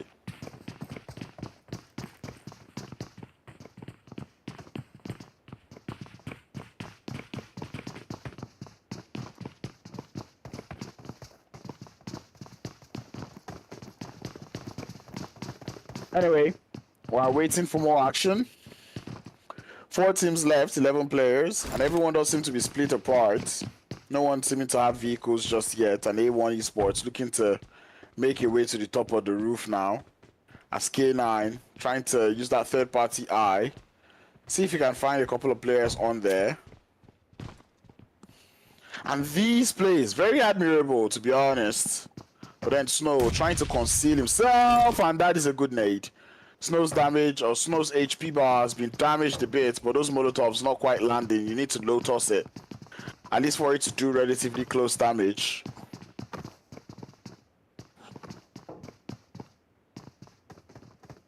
And A1NB now not in the zone, and it becomes very complicated for them because they're not in the zone. Snow is also not in the zone, but Snow has nothing to lose. It's just the 1 player left. Regicide still have all 3 players alive, which would mean they would either have to opt for a different rotation, which might affect them, or end up getting taken out by Snow. It's one of the 2. And it looks like they're going for the 4 mass compared to the latter. Maybe have Vows be a little bit of a cover fire for them as we start to see them make the move now.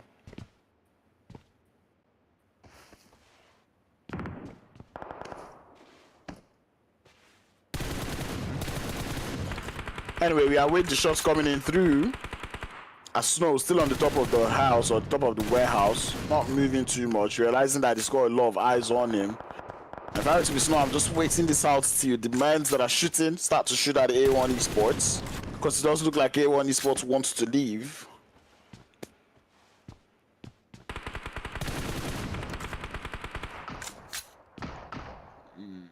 SPG jumps down in terms of minus.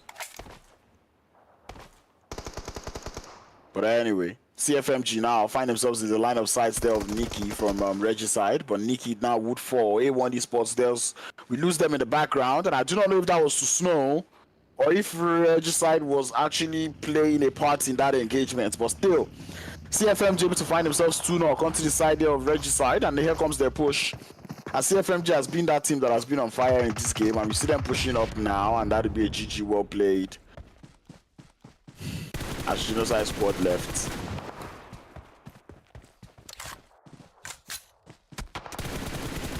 Alrighty, and here comes the final battle.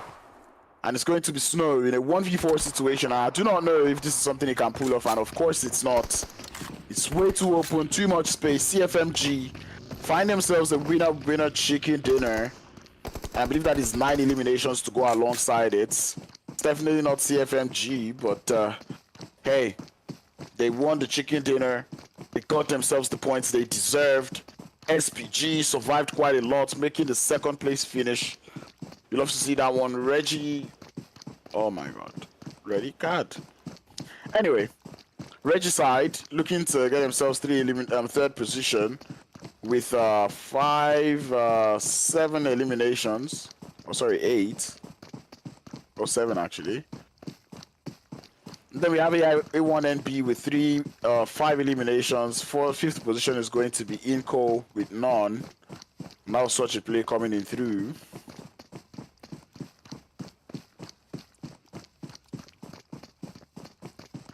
Talk about the play. Really, CFMG, I like the fact that they stayed quiet all game long, and then they started to, do the damage whenever required. So yeah, there we go. CFMG getting themselves that winner chicken duel. It says coffin maker force. At this point I would say chicken maker, because they got themselves that winner chicken dinner. You love to see it. But yeah, that is your winner chicken dinner winners. I need to stop saying that. They finished with 8 eliminations, and well, we're back to me.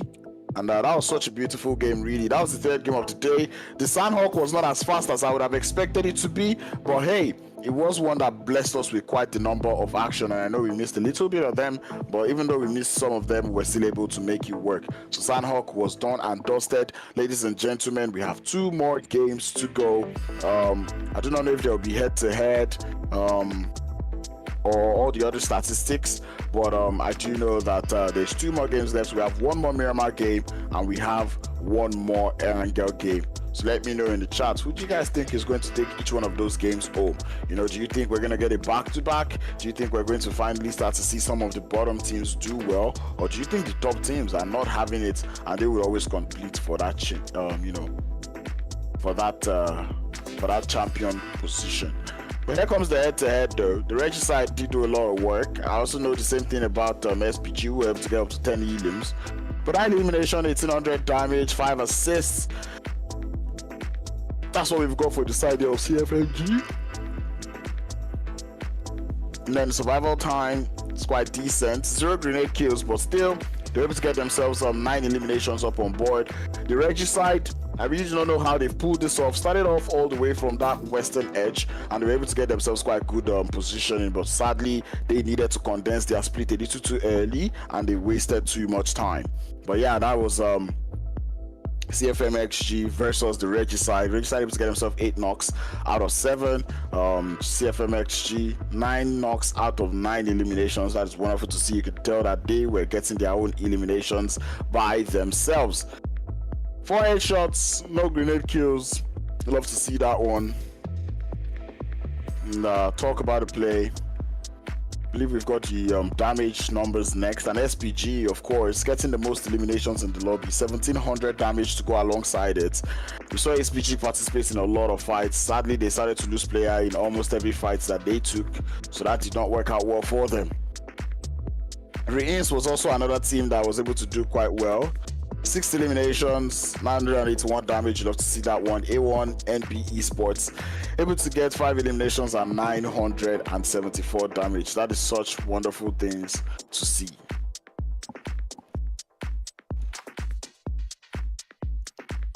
But anyway, here we have the I think there's also something wrong with this one too, you know, because this is not the actual map rankings. But hey, one thing I know is that the correct actual map rankings are currently being calculated.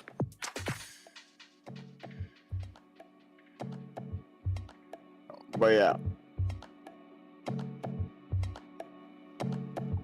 It was such a play, and as I said, this leaderboard or the overall rankings not too correct, or sorry, the actually this is, yeah, it's not too correct. But ladies and gentlemen, the correct one will be uploaded on social media, and we definitely will be seeing it in you know, when the time comes. But that being said, we've seen 3 games done and dusted. We're down to just 2. So that being said, we've got Miramar next, so do not go anywhere. We'll be back with more 8-hour Stars Cup action as we go into the sandy dunes of Miramar.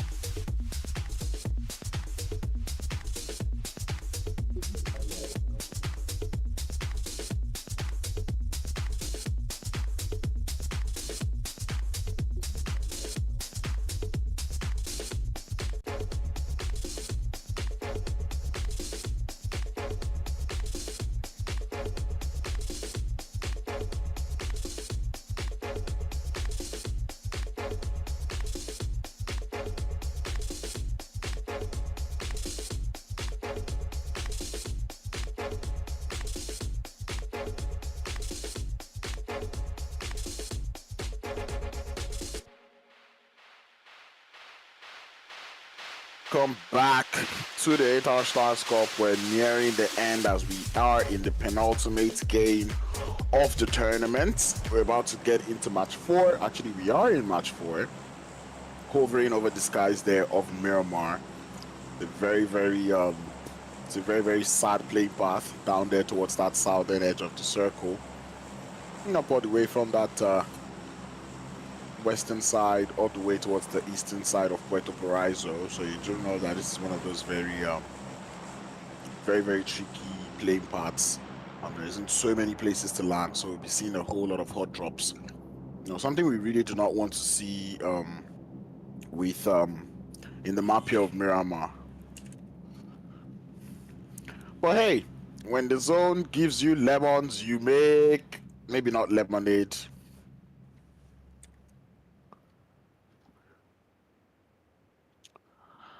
But you make lemonades, but that's what I was talking about, the playing path not being fun at all. Not too many places that you can land. We do see Puerto Paraiso, it's a place in Pala, La Bendita, but there's so many places, and that zone now goes all the way towards the north.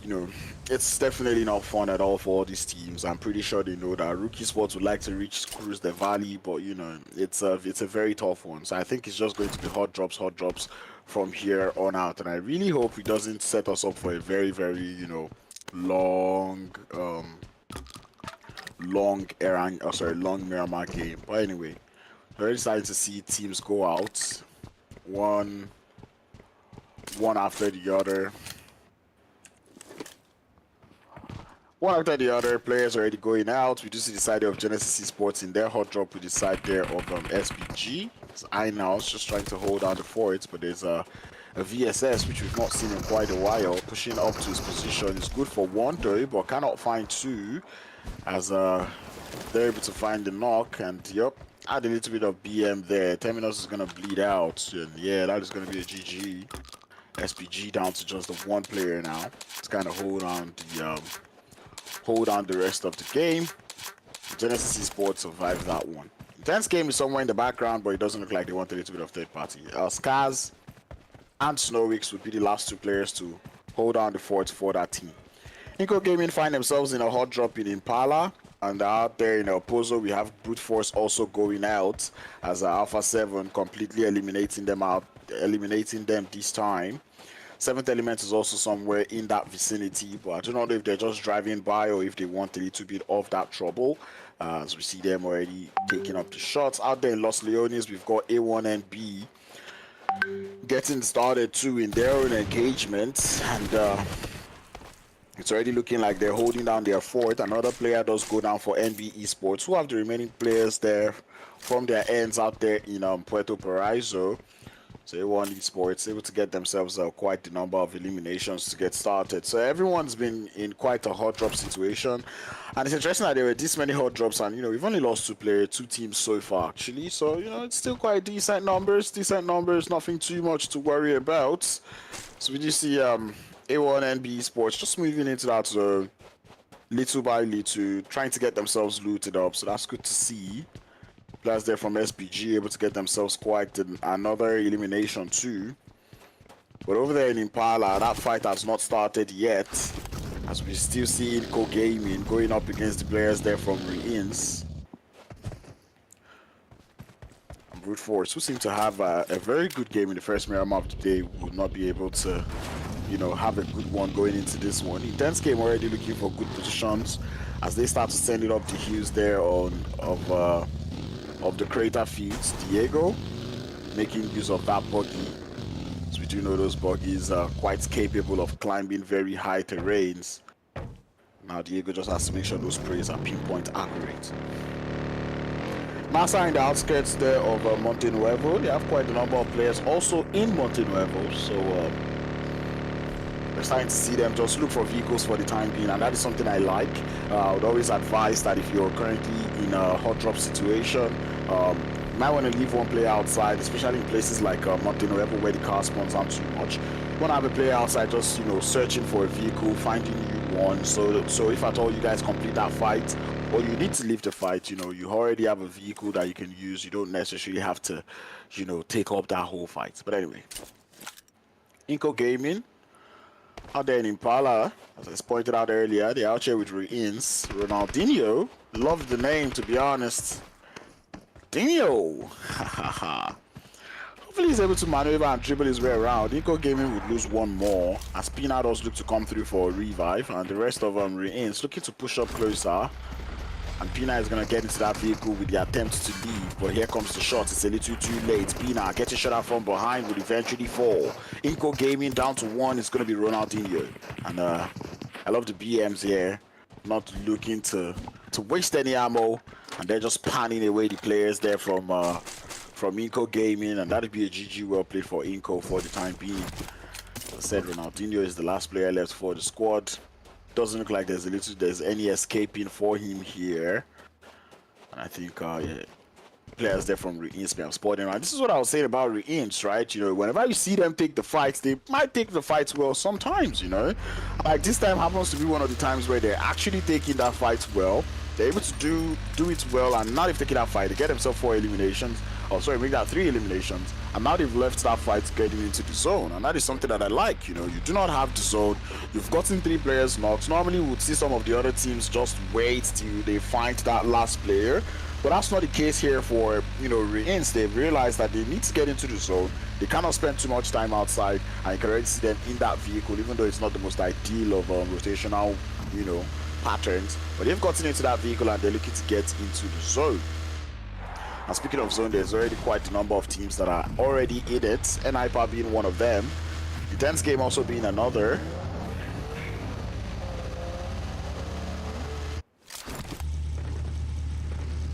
R3G also being one. NASR ESPORTS is also another team in there. 7th Element is also in there. And to be honest, at this point, I can almost call it the tournament there for 7th Element. Alpha 7 doesn't have a cracker of a performance in this Miramar game.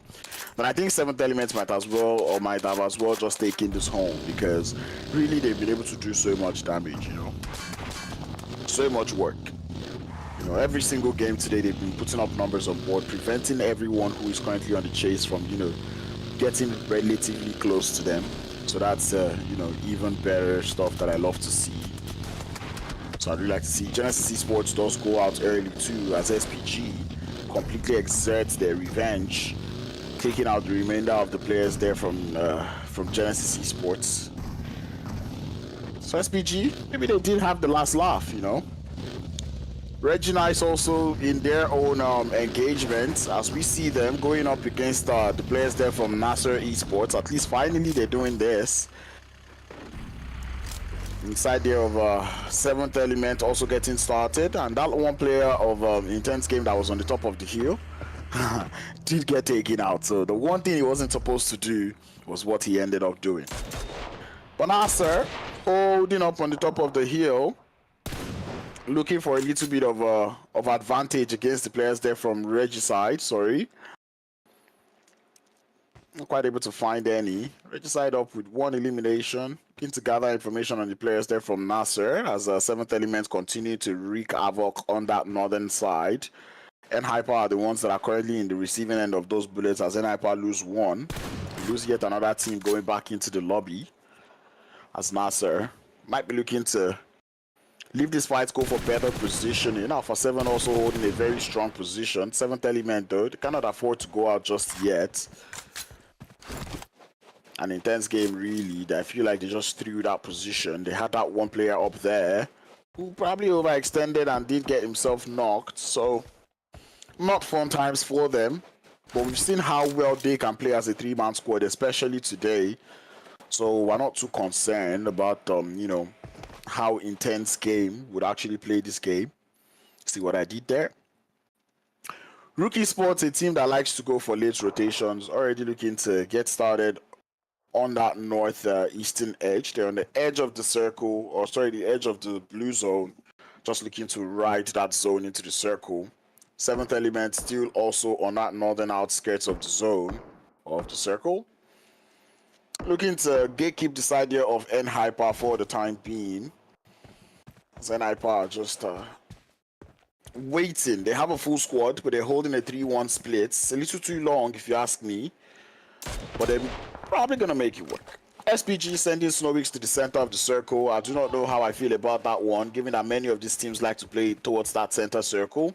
I think it would have been better off if he was able to find like a little shack somewhere on the edge, like just one of those very tiny shacks, as compared to sending it straight up into that zone. And there's that next zone. We do see it already closing up.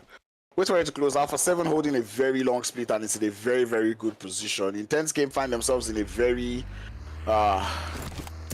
maybe not bad position in terms of, you know, the position only becomes bad because of the amount of teams that are around them. You know, they have Alpha 7 right in front of them. They have NASR in front of them. Oh, sorry, NASR behind them. So it's a tough place to be. But yeah, Alpha 7 just chilling up there on the north. They did get themselves 4 eliminations to get things started. And you can just tell that there's already momentum in their play. That zone continues to close up. 7th element decided to go for a northwestern rotation. That will make them end up in the backyard there of Alpha 7. I really hope they know how to make their way around there, because as I said, Alpha 7 is on the chase. If Alpha 7 is able to get a good game this game and the next game, but at the same time prevent 7th element from having a good game, 7th element might as well just would lose that #1 spot. But hey, I'm only making this assumption based off of my personal mathematics, so do not trust it.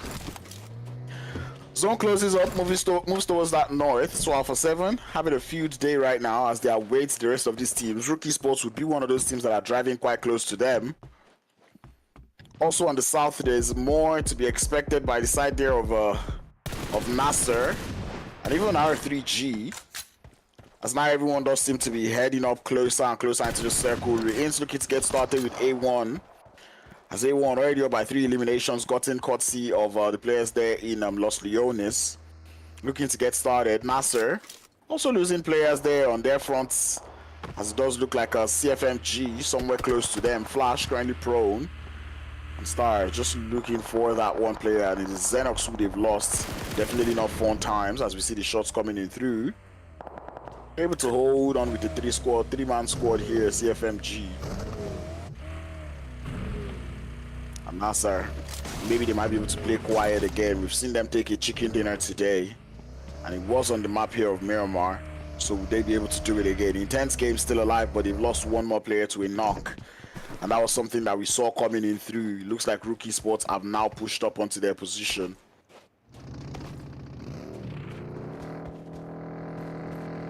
Looks like more is also coming through as Alpha 7 start off the fight on the north.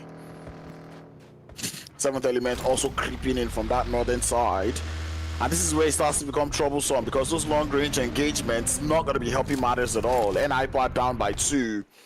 And it looks like Mafioso wants a little bit of thirst coming in through. 7th element driving just right behind them. They might see 2 free knocks and decide to take that one for themselves. And indeed they will. 4 eliminations to their name. 7th element stealing eliminations away from the players there from Alpha 7.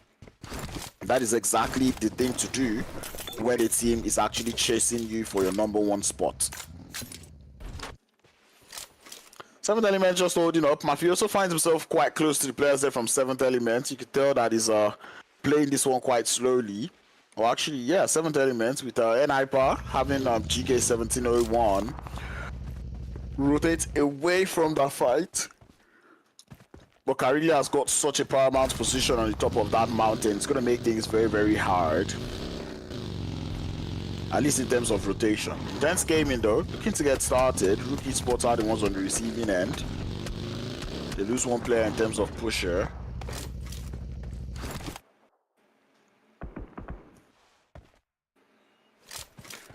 Okay, I thought he was reviving someone there.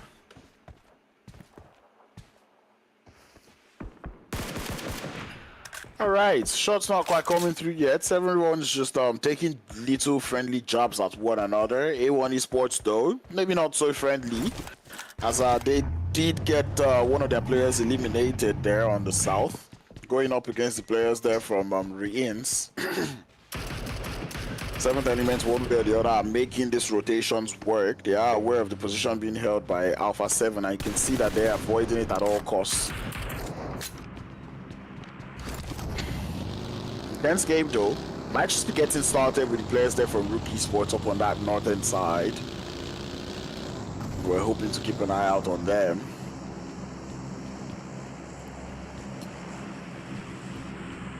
Now it's just more rotations. NIPA driving straight into the arms there of RUKH Esports, and that's going to be NIPA gone back into the lobby. Entirety of that center of the circle towards that you know, western side, not really playable. It's just open fields with a couple of hay bales and haystacks and tiny little, I can't even call them shacks. You see my rhymes that I'm making over there. But RUKH Esports though, bottom of the hill, the feet of the mountain, not in a good position at all, so they have to leave. See them just getting into that buggy. Hopefully they're able to find themselves quite a good spot. They would have to crash onto that position being held by CFMG or A1 Esports. As we see them trying to get a wrap around. But Adrian hears the shots or hears the vehicles. Takes a couple of shots, and RUKH Esports just driving across the map as Default getting spotted and uprooted as Magrelin finds that knock. Pusher trying to drive away. Adrian not giving up on the shots there as he continues to fire. It is such a strong position being held by the side of Intense Game. I can tell why they fought tooth and nail to get that position, and it did they will. To think that Intense Game could have been here before any of these teams, I mean, they did. And well, it's working out well for them, but RUKH Esports have a very, very bad position though, given that Intense Game has a lot of eyes on them. They can see them do all of this work. And you know, they can start to take those shots down there. And look at how hard it is to aim towards the sky there, because that's almost what it is like. You're trying to aim to the top of the mountain and probably get a knock that you can't even capitalize on. So you can tell that Intense Game, they're having a good time. There was only one team that can actually stand in front of them, and I think it's going to be Alpha 7. Because Alpha 7 equally have a high ground with Carillo holding up there. Maybe not the 8x scope on the Mini 14 yet, but even with the 4x scope, he's able to deal quite a lot of damage. A1 NB Sports down to just the 1. As K9 falls. Now we're seeing more shots come through. RUKH Esports trying to see if they can find a knock up onto the players there from Intense Game. But Intense Game are holding such a good position. I do not see them losing this position anytime soon. We're down to 10 teams. Unless this zone does move away. And I think that's what everyone is hoping for. Everyone is hoping that zone does go for a southern shift. Because if he goes up to that north or towards that eastern side, it becomes very, very troublesome. Personally, he goes up to the north, favoring the hills. So right now, if you are not Intense Game, you are in trouble. If you're not Intense Game, if you're not Alpha 7, you're in trouble. I don't even know if I can call CFMG safe, because, you know, they're also on the feet of the hill. It's going to be hard to climb. You're going to have to hope that the teams do get distracted by another team, so you can at least make that rotate into that zone. But RUKH Esports now embark on the journey, gets into the vehicles, watching to see if they can find anyone who might be trying to pick down. And RUKH Esports return to the position that they were in originally. If I were to be RUKH Esports, I will try to clear out the edge, go towards that western front. Find myself a little bit of a high ground, you know, that would work better as compared to trying to force it in from that western side or from that eastern side. As A1 NB Sports do get eliminated. REINCE getting started. I think this is their game. 7 eliminations that they have in total. 3 players up, they will be able to grab 1 revive, so everything is still chill. But now they might have to push up onto CFMG. I see Mash Pirodo in the chat, don't play.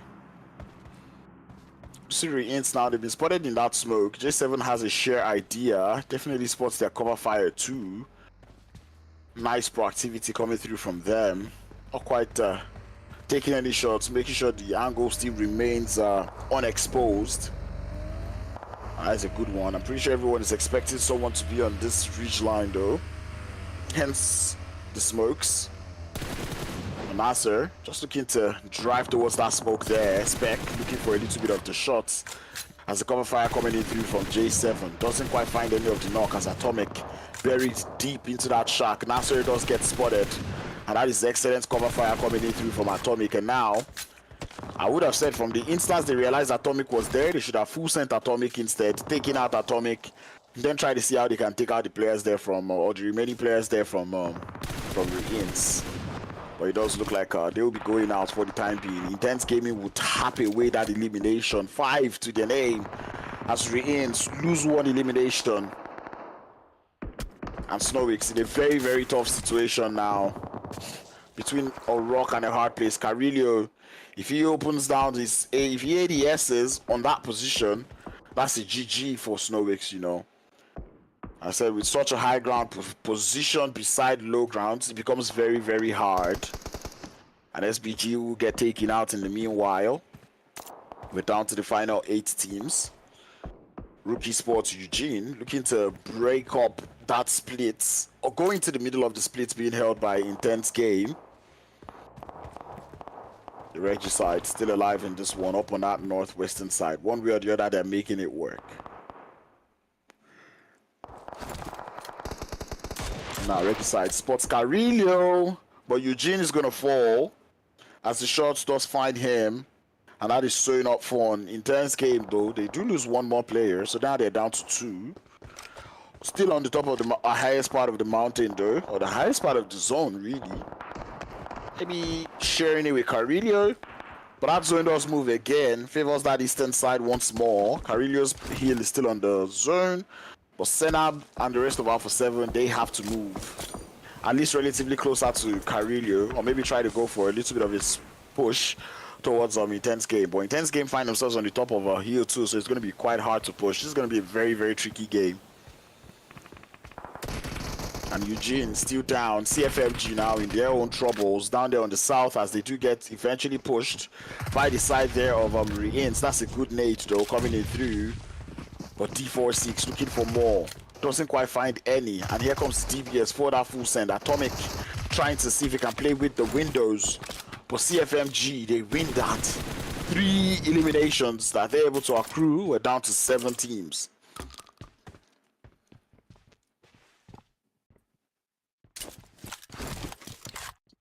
I did not see how that push started, but I think this was a good defense coming in through from CFMG. They were the ones on the defensive part because they had the compound.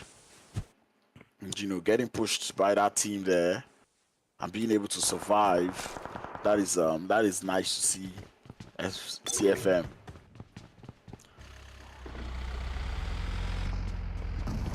Anyway, we await 7 teams left, 15 players, and there isn't too much everyone can do given that Alpha 7 is on one of the mountains and Intense Game is also on one of the mountains. It's hard to climb, and you know, you have to look for every other person that is on ground level, and looking for them would open you up for, you know, potential, not just third parties, but picking off coming in through from either of the teams that find themselves on the top of the mountain. And there he says, as we see Vaz getting shot at by Carillo from the top of the hill. Those vehicles looking to be out of commission for the time being. Buggy losing 1 tire, probably more.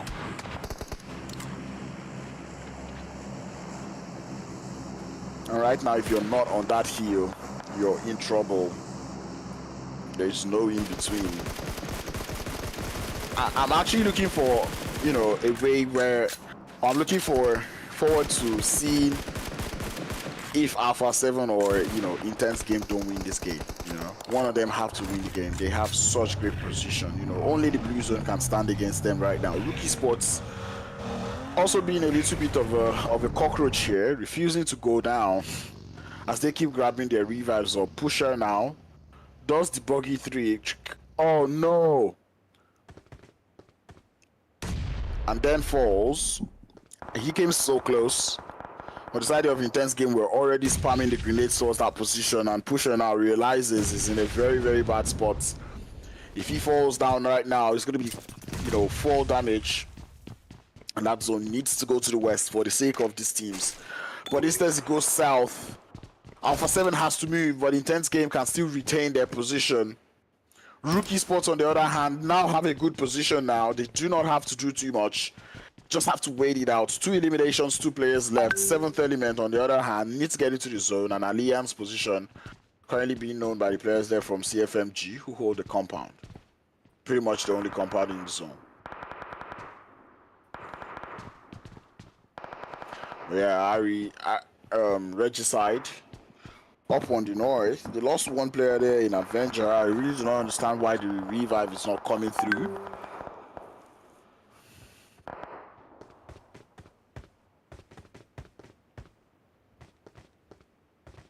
Let's check again. But anyway, RUKH ESPORTS now, as I said, they have a very strong position. They still have to watch their backs from the remainder of the Intense Game. But nonetheless, it's still a very good position that they're holding. As we see them on the top of the mountain. 3 eliminations with Pusher and Eugene, the last 2 players left. That is such a combo. We'd like to see how that works. Shots coming in through into the smoke. Nothing to be found just yet as high school squad has graduated. But anyway, shots coming in through. As we do see 7th element do get taken out. Eugene still holding on to the fort as a Pusher anticipates that push coming through from Intense Game. But Intense Game, they've got Alpha 7 just right underneath them. Alpha 7 looking for a little bit of a wrap around into that zone. We're down to the final 4 teams. CFM or CFMG holding up. And Eugene and RUKH ESPORTS holding away, just trying to make sure they do not get spotted. CFMG also still has that zone. It's going to be down to the next circle now.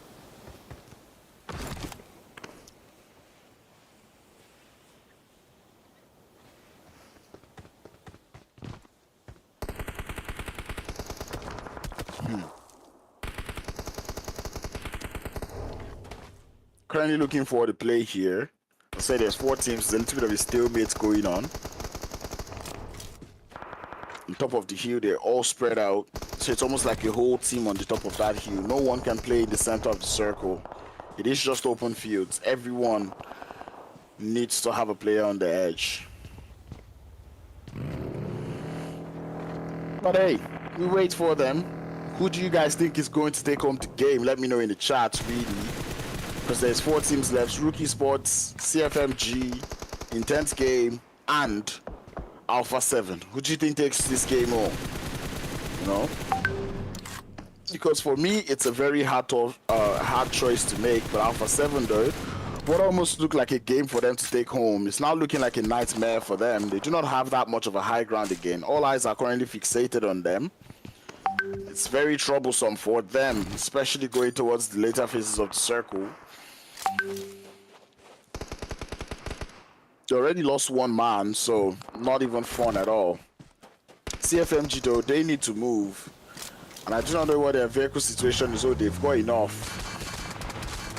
But where are they going to in the zone? There is literally no space to play. Every player is going to shoot at you. Yellow's back. Yeah. CFMG losing 1 more, and Creator is the next one. But anyway, all the 3 teams on that northeastern edge just cohabiting, waiting for that next zone. Eugene does get tapped away though, instantly tested too. So RUKH ESPORTS down to just the 1.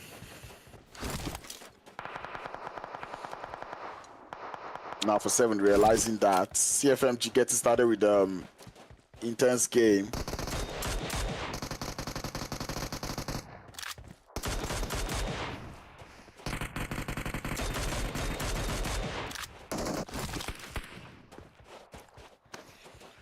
Carillo, Intense Game gets eliminated. I missed that one totally. But now we're down to the final circle.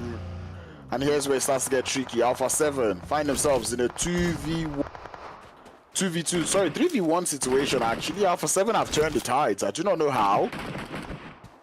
And that's a very long nade coming in through from Carrillo. Oh my god, Mafioso got that grenade in. 8 eliminations and a chicken dinner. Alpha 7, they get it in what seemed to be a very dragged out end to a Miramar game. And what a play. What a play from Alpha 7. I actually thought they had lost it, man. I thought, you know, going down the bottom of the hill wasn't too favorable for them. But they made it work. This is why they are Alpha 7. They make things work. And that is a GG. Well played. I enjoyed that one coming in through from Alpha 7. And that was good. And I was saying it. Alpha 7 needs a cracker of a performance in this game and the last game today in order to still be in that contention for the top. But 7th Element, they continue to put up points up on board. This thing is making it hard for the players there from Alpha 7 to do anything.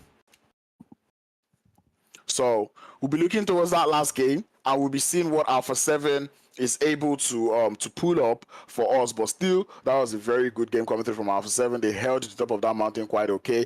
How Brute Force, how RUKH ESPORTS and Intense game went out, I totally missed it because they were all on the top of that hill. I thought they had the high ground advantage, but CFMG, one way or the other, were able to deal so much damage. And speaking of damage, let us see that head-to-head that we've got and who we got that head-to-head between. And I think it will have to do like Alpha 7 and Intense game low-key, because those two were the ones on the top of the hill. We'd like to see how much damage they were able to do. I don't really think RUKH ESPORTS did too much, but I think Alpha 7 and Intense game on the top of the hill were able to put up quite good numbers up on the board. So yeah, that head-to-head will be loading up soon. Once again, as I said, I'm not promising, but I feel like that is the teams that will be there on the head-to-head. But yeah, we've already played 4 games. Do not go anywhere. We still have 1 more game to go, as there are 5 games today. Are we getting the head-to-head? Yeah.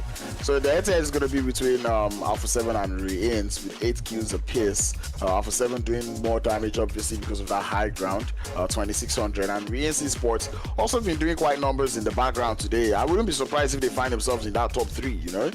6 assists on both sides, 1 grenade helium coming in through for both sides. And every statistic almost seems the same, apart from average survival time and damage with also the headshots. But every other thing does happen to be the same, you know. They were able to do just as good numbers. And speaking of damage and numbers, let us look at that damage chart. And I feel like Alpha 7 might actually be on top of that, and indeed they are. 2,627 damage with 8 elims. REINCE ESPORTS got 8 elims, but with only 1,800 damage. 7th Element got 7 elims with 1,538. REINCE got 7 elims for 1,293. And sorry, make that Intense game. And then CMFXG, the Robin Hoods, getting 5 eliminations and 1,097 damage. And this just goes to show a lot, right? You kind of see the teams that we're wondering. And these are just the teams on the surface. We've not started talking about how much work RUKH ESPORTS were able to do. We've also not started talking about how much work that, you know, every other team that were in the lobby were able to do. So that was actually beautiful coming in through from them. I do not know if we're going to get the correct match rankings this time, but I really hope we do. I do not know if this is match rankings or this is overall from today, but I think I'm starting to feel like it is overall from today, as we see Intense game up there on number 1 with 48, CFMG in 2nd, Alpha 7 in 3rd, SPG in 4th, 7th Element in 5th, Brute Force in 6th, RUKH ESPORTS in 7th, REINCE getting themselves 24 points up on board, puts them in 8th. NASR, even despite having good games today, they're in 9th. The Regicide on 10th with 20, AINB in 11th with 16, Genesis with 10 points, Epic Genesis in 6 points, NIGMA in 14th with 4 points. And well, like I said, I do not know if this is overalls or if this is just for the match rankings, but still, this is what we've got going on. We can see that some of these teams are able to gather themselves quite good points. But ladies and gentlemen, we're not going to delay any further. We've got 1 more game to go. It's going to be none other but Erangel to seal the day off. So do not go anywhere.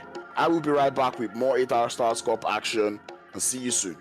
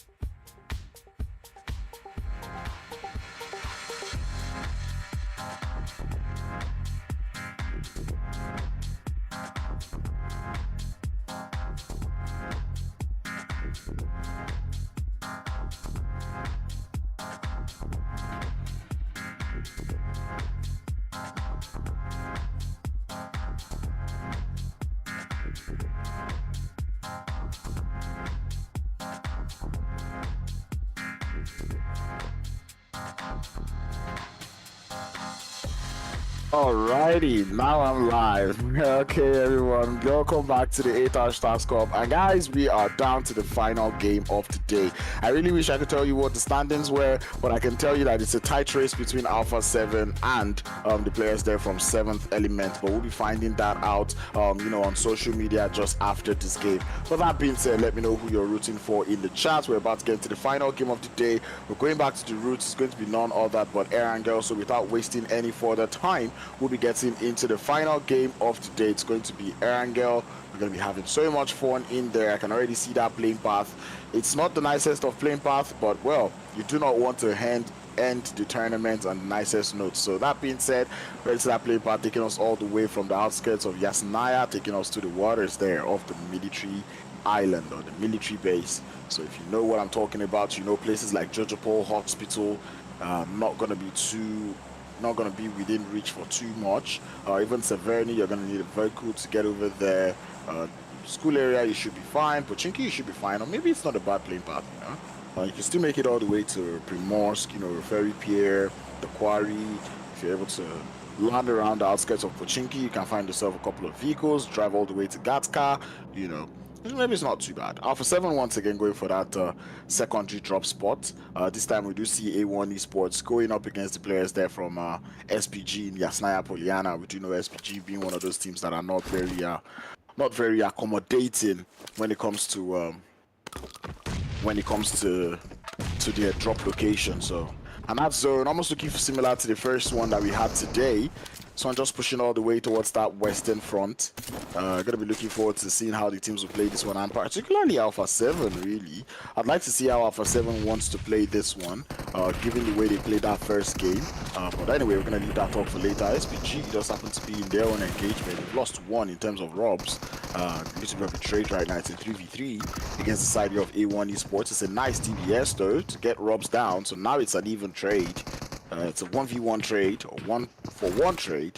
Snow and the rest of SPG somewhere around in the background. You can see Terminus looking for that big brain play. Sketch does look to be the one about to collect the grenade now. That is going to ricochet just right in front of him, and that is the knock. And A1 Esports now down by another player now. The odds, the balance, the scale has been tipped as Brute Force does get taken out once again. And I really do not know where, but Brute Force is also out. So anyway, K9 for the side of A1 Esports does get spotted, taken out from behind. And Sinister will be the last player left to hold on the fort. He does move, so it means those footsteps has been heard. The pre-fire is coming in through, and it's only a matter of time. You cannot run forever. DPS in the hand, looking for the shot, but he would fall. And that is going to be SPG. Completing this fight out here, they lose one player, but they get themselves 4 eliminations and a shit ton of loot. But anyway, we did lose Brute Force in the background. RUKH Sports, I do not see them. So I'm a little bit concerned. I feel like there were also another team that was also in contention for that #1 spot. But it does look like RUKH Sports would be leaving or sitting this game out. Feels so sad because I feel like they would have been able to go for a little bit of a challenge. But hey, what can I say? Can't say too much, But anyway, that is that. CFMG though in the military base. Nothing too surprising really. They're all alone there, so not too much trouble. The side there of REINCE looking for more shots or looking for more fights out in the outskirts of Pochinki against INCO, as Ronaldinho will be the last player left. He's been spotted, and that'll be a GG well played as we lose INCO again. This is a very, very high octane game, as we've already seen the downfall of about 3 teams just getting started in this one. I believe we've lost 3 teams. Brute Force gone out early, INCO gone out, A1 Esports also out early, so it's not too fun, at least not for those teams. We're down to the final 11 teams to hold on the fort, and 11 teams already in zone 1, phase 1 becomes quite stressful. But in as much as there's 11 teams, this looks like a lot of teams that can actually be accommodated by that next circle, or by the circle, because there's quite the number of water in there. Ooh, that is one sick ride. I believe that's the Aston Martin, right? It's a very nice vehicle. INTENCE came all the way there in South Jojopol. You see Alpha 7 now starting their rotation. This time they're not going to try to rotate all the way towards the north. It's going to be a different rotation pattern that we're going to see from Alpha 7. And Hyper holding up there in Gatska. You can tell that they're trying to play like the Nova, you know, hold up that position there in Gatska, try to see how well they can play. Pochinki is currently being held by the side there of REINCE Sports. The mans are just holding up to get themselves 4 sweet eliminations, you know, to decide. They got themselves 4 sweet eliminations as they got themselves the wipe. So, you know, that's a good start for them. Actually, RUKH Sports is in the lobby. That is good to see. I just wasn't looking up before. They have found their way all the way to Severny, so nothing to be worried about. So the chase is still on. You know, Alpha 7, RUKH Sports. These are 2 teams that, you know, could be giving the side there of 7th element a run for their money.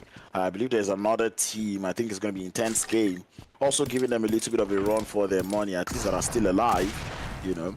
If NASR will be up there, but I'm pretty sure NASR, they've also done quite a number of work, so yeah, they might just be able to be giving it a challenge for at least maybe that 3rd place or you know, 4th, but I don't think they will be able to contest for that first spot. I think the first spot lies between INTENCE game, Alpha 7, and 7th element.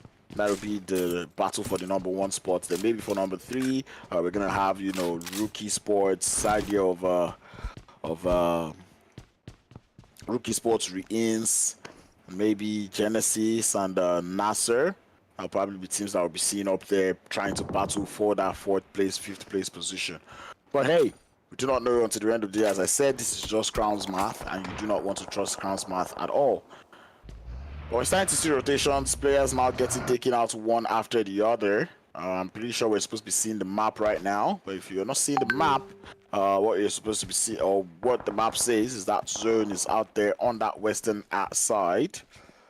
We have Hen Hyper looking to get to the bottom of Mount Everest. Out here on the top of school is where we have the side of Genesis Esports looking to get started with Alpha 7. With Alpha 7 being the one doing most of the damage though, getting themselves eliminations up on board. And now Alpha 7 already looking to get started with momentum. And we do know how well momentum plays in this game. Genesis Esports already losing 1, so that is not nice for them. Especially in the last game of the tournament, you want to make sure you're going out with a bang.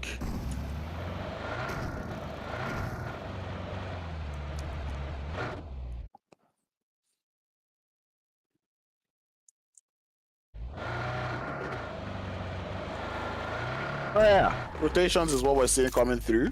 Out there on that southeastern edge, we have the side there of R3G. And that is Regicide. Nice. Regicide looking to take a fight up against 7th element. And 7th element realizing that this is not a fight that they need. You can already see them backing out of that fight, getting into the vehicles and just leaving the general situation. Leaving that position because they do not want that fight. They know that they have to play for that late game. They have all their competitors still alive. And that's what makes that race for number 1 kind of hard, because, you know, even 7th element all day long, they've been playing so well. They've not really faltered today.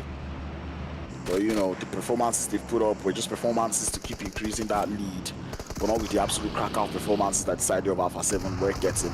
And now it does look like Alpha 7 looking to increase those elimination counts as they full send it up onto the side there of NASR, sending NASR back into the lobby. 4 eliminations to their name. They did lose Mafioso, but other than that, they do look to be fine for the time being. Zone does move down towards that south. Just a bit of a southern hard shift, but here comes Snowix and the rest of SPG to put in damage onto the side of Alpha 7. Alpha 7's frantically trying to grab themselves 1 revive, but Skaz is already in the situation. Might just spot out that revive now. Carillo looking to push up, maybe by a little bit of time. Senab looking to get pushed from behind. The vehicle does come through, and I think that player was spotted in the smoke. Carillo trying to see if he can grab the revive, looking for one, but cannot find. But from behind, it's going to be Senab to find one of the players there from SPG. HP's bar has been tagged down, and Skaz looking to push him from the side. The damage is being done through the smokes. Senab finds yet another, and Alpha 7 looking to redeem themselves. There's 1 more player left for the side there of SPG, and they would wonder, how have they gotten this one wrong? Senab has nothing but bandages. to try to get the HP back up. Terminus holding up as Carillo starts to supply the information. Senab now, not too much HP in the bag. Looking to get himself a first aid kit, maybe try to force that push as he starts to stun out those smokes. Trying to buy a little bit of time, maybe baiting out Snowix to think he wants to go for a revive. But Snowix is falling for that bait. Here comes the push, but the DBS in the hands there of Snowix, looking for the knock, but cannot find it. As Senab gets that beautiful 1v4, or maybe a 1v3, but he's clutched it up for his team. Able to revive Carillo there. But Alpha 7 are not going to be able to catch a break, at least not yet. As there is yet another team in the background there. It's going to be a grenade coming in through from Genesis Esports to send Alpha 7 packing. And I think that is going to kick them out of the race. They got themselves decent elims, Alpha 7, but it's not just enough. It's not enough to push out the players there from 7th Element. 7th Element have put up such good numbers and they're still alive in this game. 8 teams to go, but you cannot just count out that clutch coming through from the side there of Senab. It was very glorious. And what a play. SPG timed that third party too perfectly. But the smokes worked in favor of Alpha 7. FPP mode, Carillo buying so much time, doing so much damage. And SPG would suffer for that one though. They did have a good run today, but unfortunately not enough, at least for both teams, as they do get eliminated quite early. But Regicide though, not able to catch a break, as REINCE, or REINCE actually, REINCE, a team that we've been seeing do so well today, do catch them off guard. 3 players down for Regicide, and they're down to just rush on to hold down the fort, you know, just solo to see if they can get them a little bit of points up on board. But that blue zone now starting to push up. It's not the nicest of zone, you know. Stage 2, stage 3 actually, you know, phase 3 circle. That's what we're seeing. But you do not want to be drinking up that blue zone anyway. 8 teams left, and everyone does seem to need to want to get into that zone. Trying to see the 7th Element now. You can see them being a little bit more proactive, now looking for more engagement, as we see them in vehicles now on that eastern edge, looking to challenge the side of RUKH Esports, another team that might just be looking to contest for that #1 spot. Esports started off today in 10th, or I believe. But have they done enough today, RUKH Esports, to maybe even try to lace up the boots of 7th Element? Maybe even draw closer to them? I do not think so. But REINCE now, 7 eliminations. We've seen them have such a very crazy average going into today's games, really. And RUKH Esports now inevitably get started with 7th Elements. And 7th Elements still alive, 7E. See them there. Alright, now we're going over there. And RUKH Esports now down by 2. It's a trade. Maybe not an even one or a fair one. As it's going to be ET24.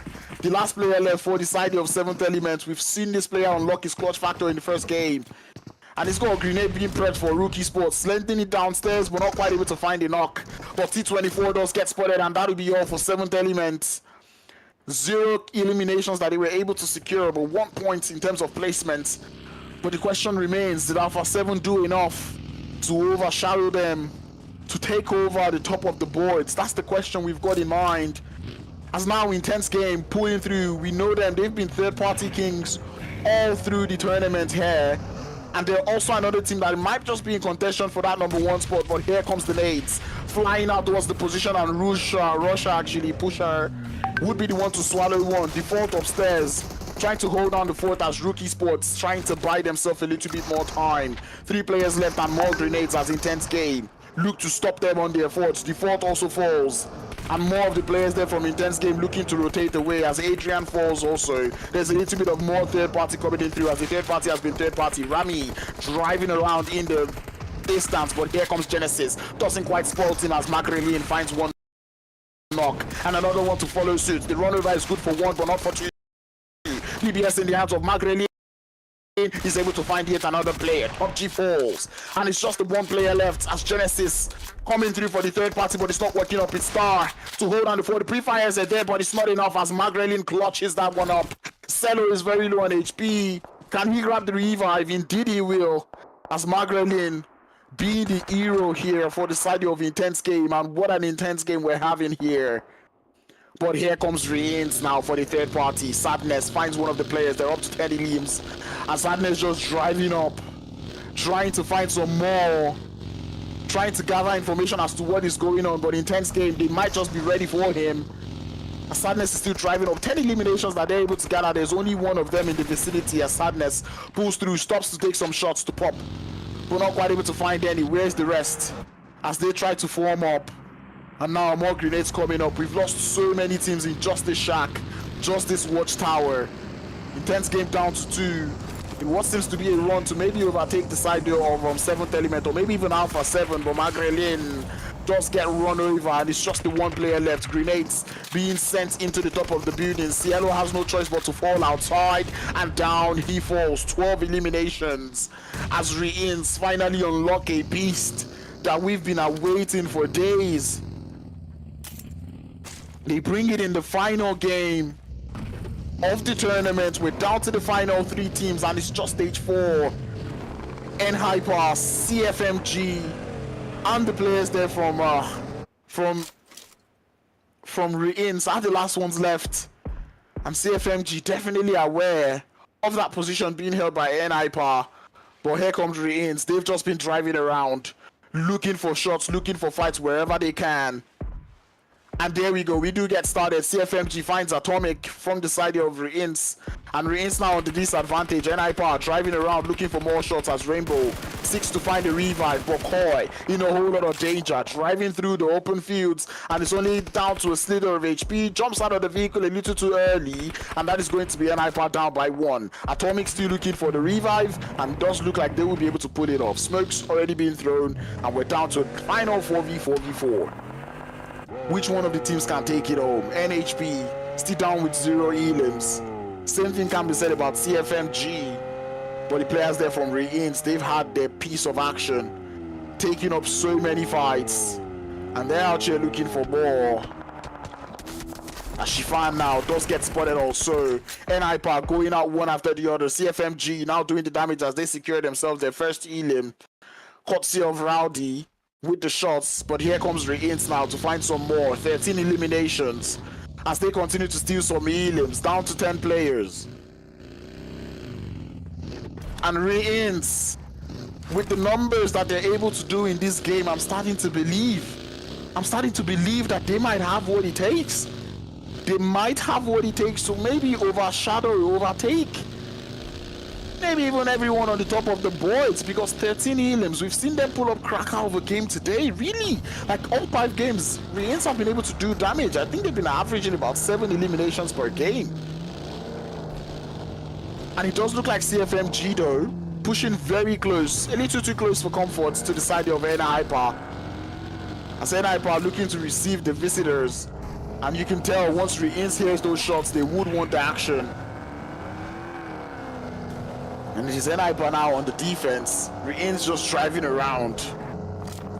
You just tell that they're having fun, you know, going to the market, doing a little bit of shopping. I mean, the zone is very big, very, very big for just 3 teams. So you can tell why these guys are just looking to have as much fun as they can in this game.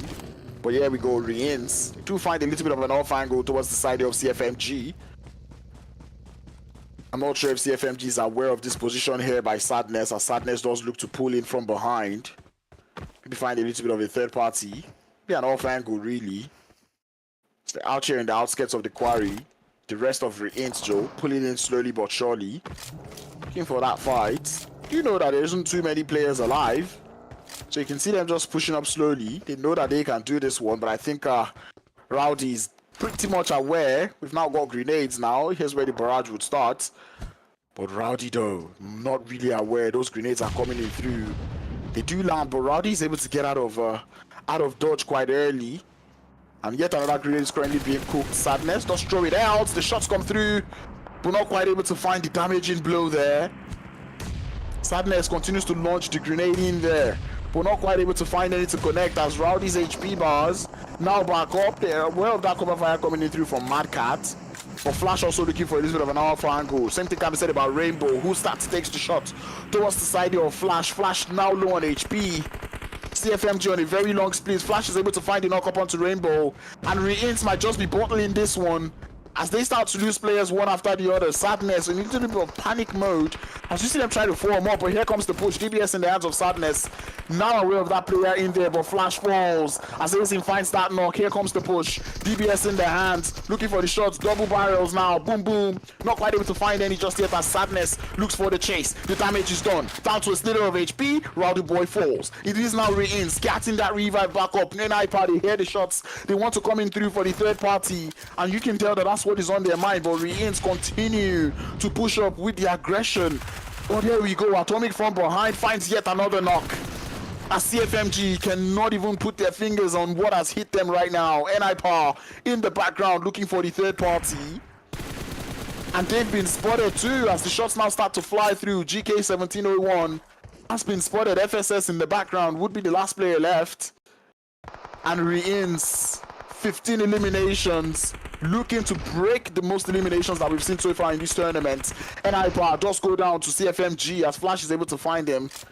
Does take the player down too on the side as Sadness continues to look for that angle. FSS probably aware of this move, or maybe wants to get into the vehicle now. But now FSS now spots Sadness moving on that one.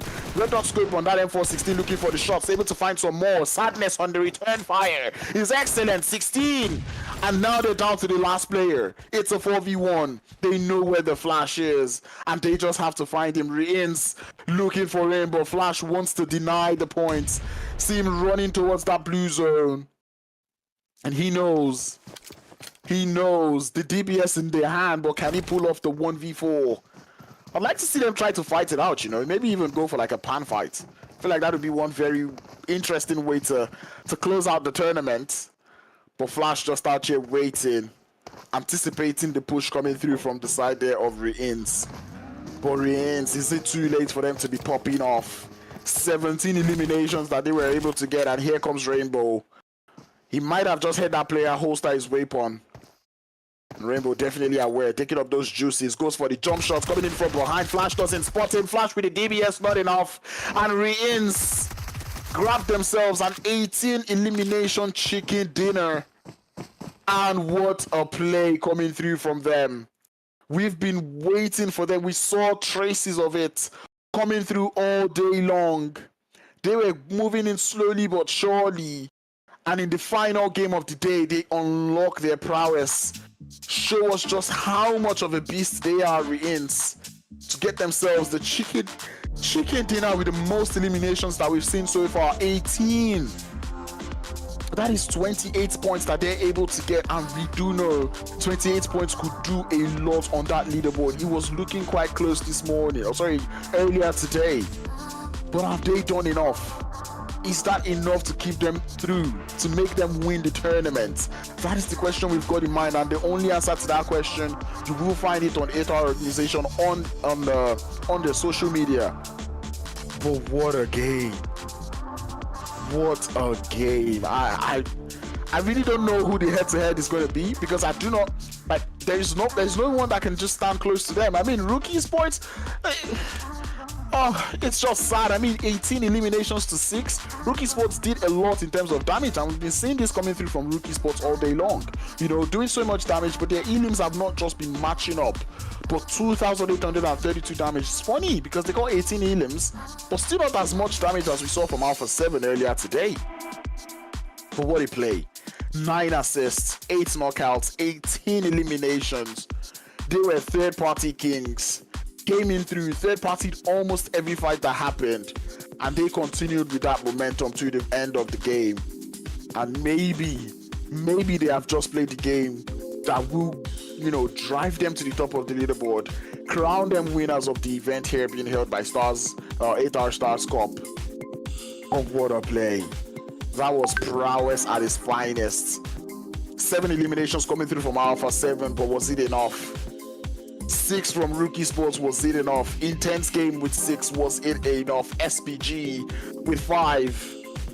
We know SPG was not in the race, but REINCE with this last game, they might have just done it. Alpha 7, 1085 damage, 7 elims, and you've just got to give props to Senab. He tried to keep the team alive for so long in that engagement against SPG. Held on to his front, but that third party that came through from the side of Genesis was a little too much. They couldn't just handle it, and they had to go out in a dramatic fashion. But Alpha 7, you will give them that they did do it. They made their run. They might not have done enough to overshadow this idea of a 7th element on the top of the board, but still they put up a run, they put up a show. And at this point, I don't even know if 7th element would even be in the top 3. Given the way REINCE has played, Alpha 7 has played, even intense game. Man, it is a really tough one, really. I can't say. And I do not know if we get the leaderboards or not, but this is not the exact leaderboard. This is just I do not know if it is just for today, but I know that this is not the leaderboard, you know. But even from here, you can see Alpha 7, 44 points, Intense game, 58 points. You know, 7th element were only able to get themselves an extra 31. They came into today with a points lead of 13, you know, and that was over this idea of Falcons. We did see all of the other teams start with not too many points, but I have a feeling I think every other team might have just done enough, you know. Even 34 points coming through from RUKH Esports would have put them very close to 7th element. But hey, there's only one way to find out. You just want to put up. You can download the Meta Google app too. You might see it on there. But you follow it, our organization on Instagram, and you will be able to see what those leaderboards does look like. But ladies and gentlemen, that is the 8-Hour Stars Cup coming into an end, coming to a close. The final game looking to be a very entertaining one. The last time we saw a game this entertaining was the Sandhawk we witnessed yesterday. And bro, what a play, what a game. I'm really thankful to the side of Meta Google for, you know, bringing this one to us. And that would be a GG well played. We've been waiting for this tournament to end, and well, we are already getting towards that end. So a special thank you to our organization, to Meta Google. Big special thanks to the production behind my ears. My name is Crowns. Thank you all for tuning in once again. I really appreciate you all in the chat. But that will be all for the 8-Hour Stars Cup. And who we're going to crown the champions, we'll find out on social media. But that being said, stay safe, stay connected. You know the vibes, not hack the game. Enjoy PUBG Mobile. And until the next time, bye-bye.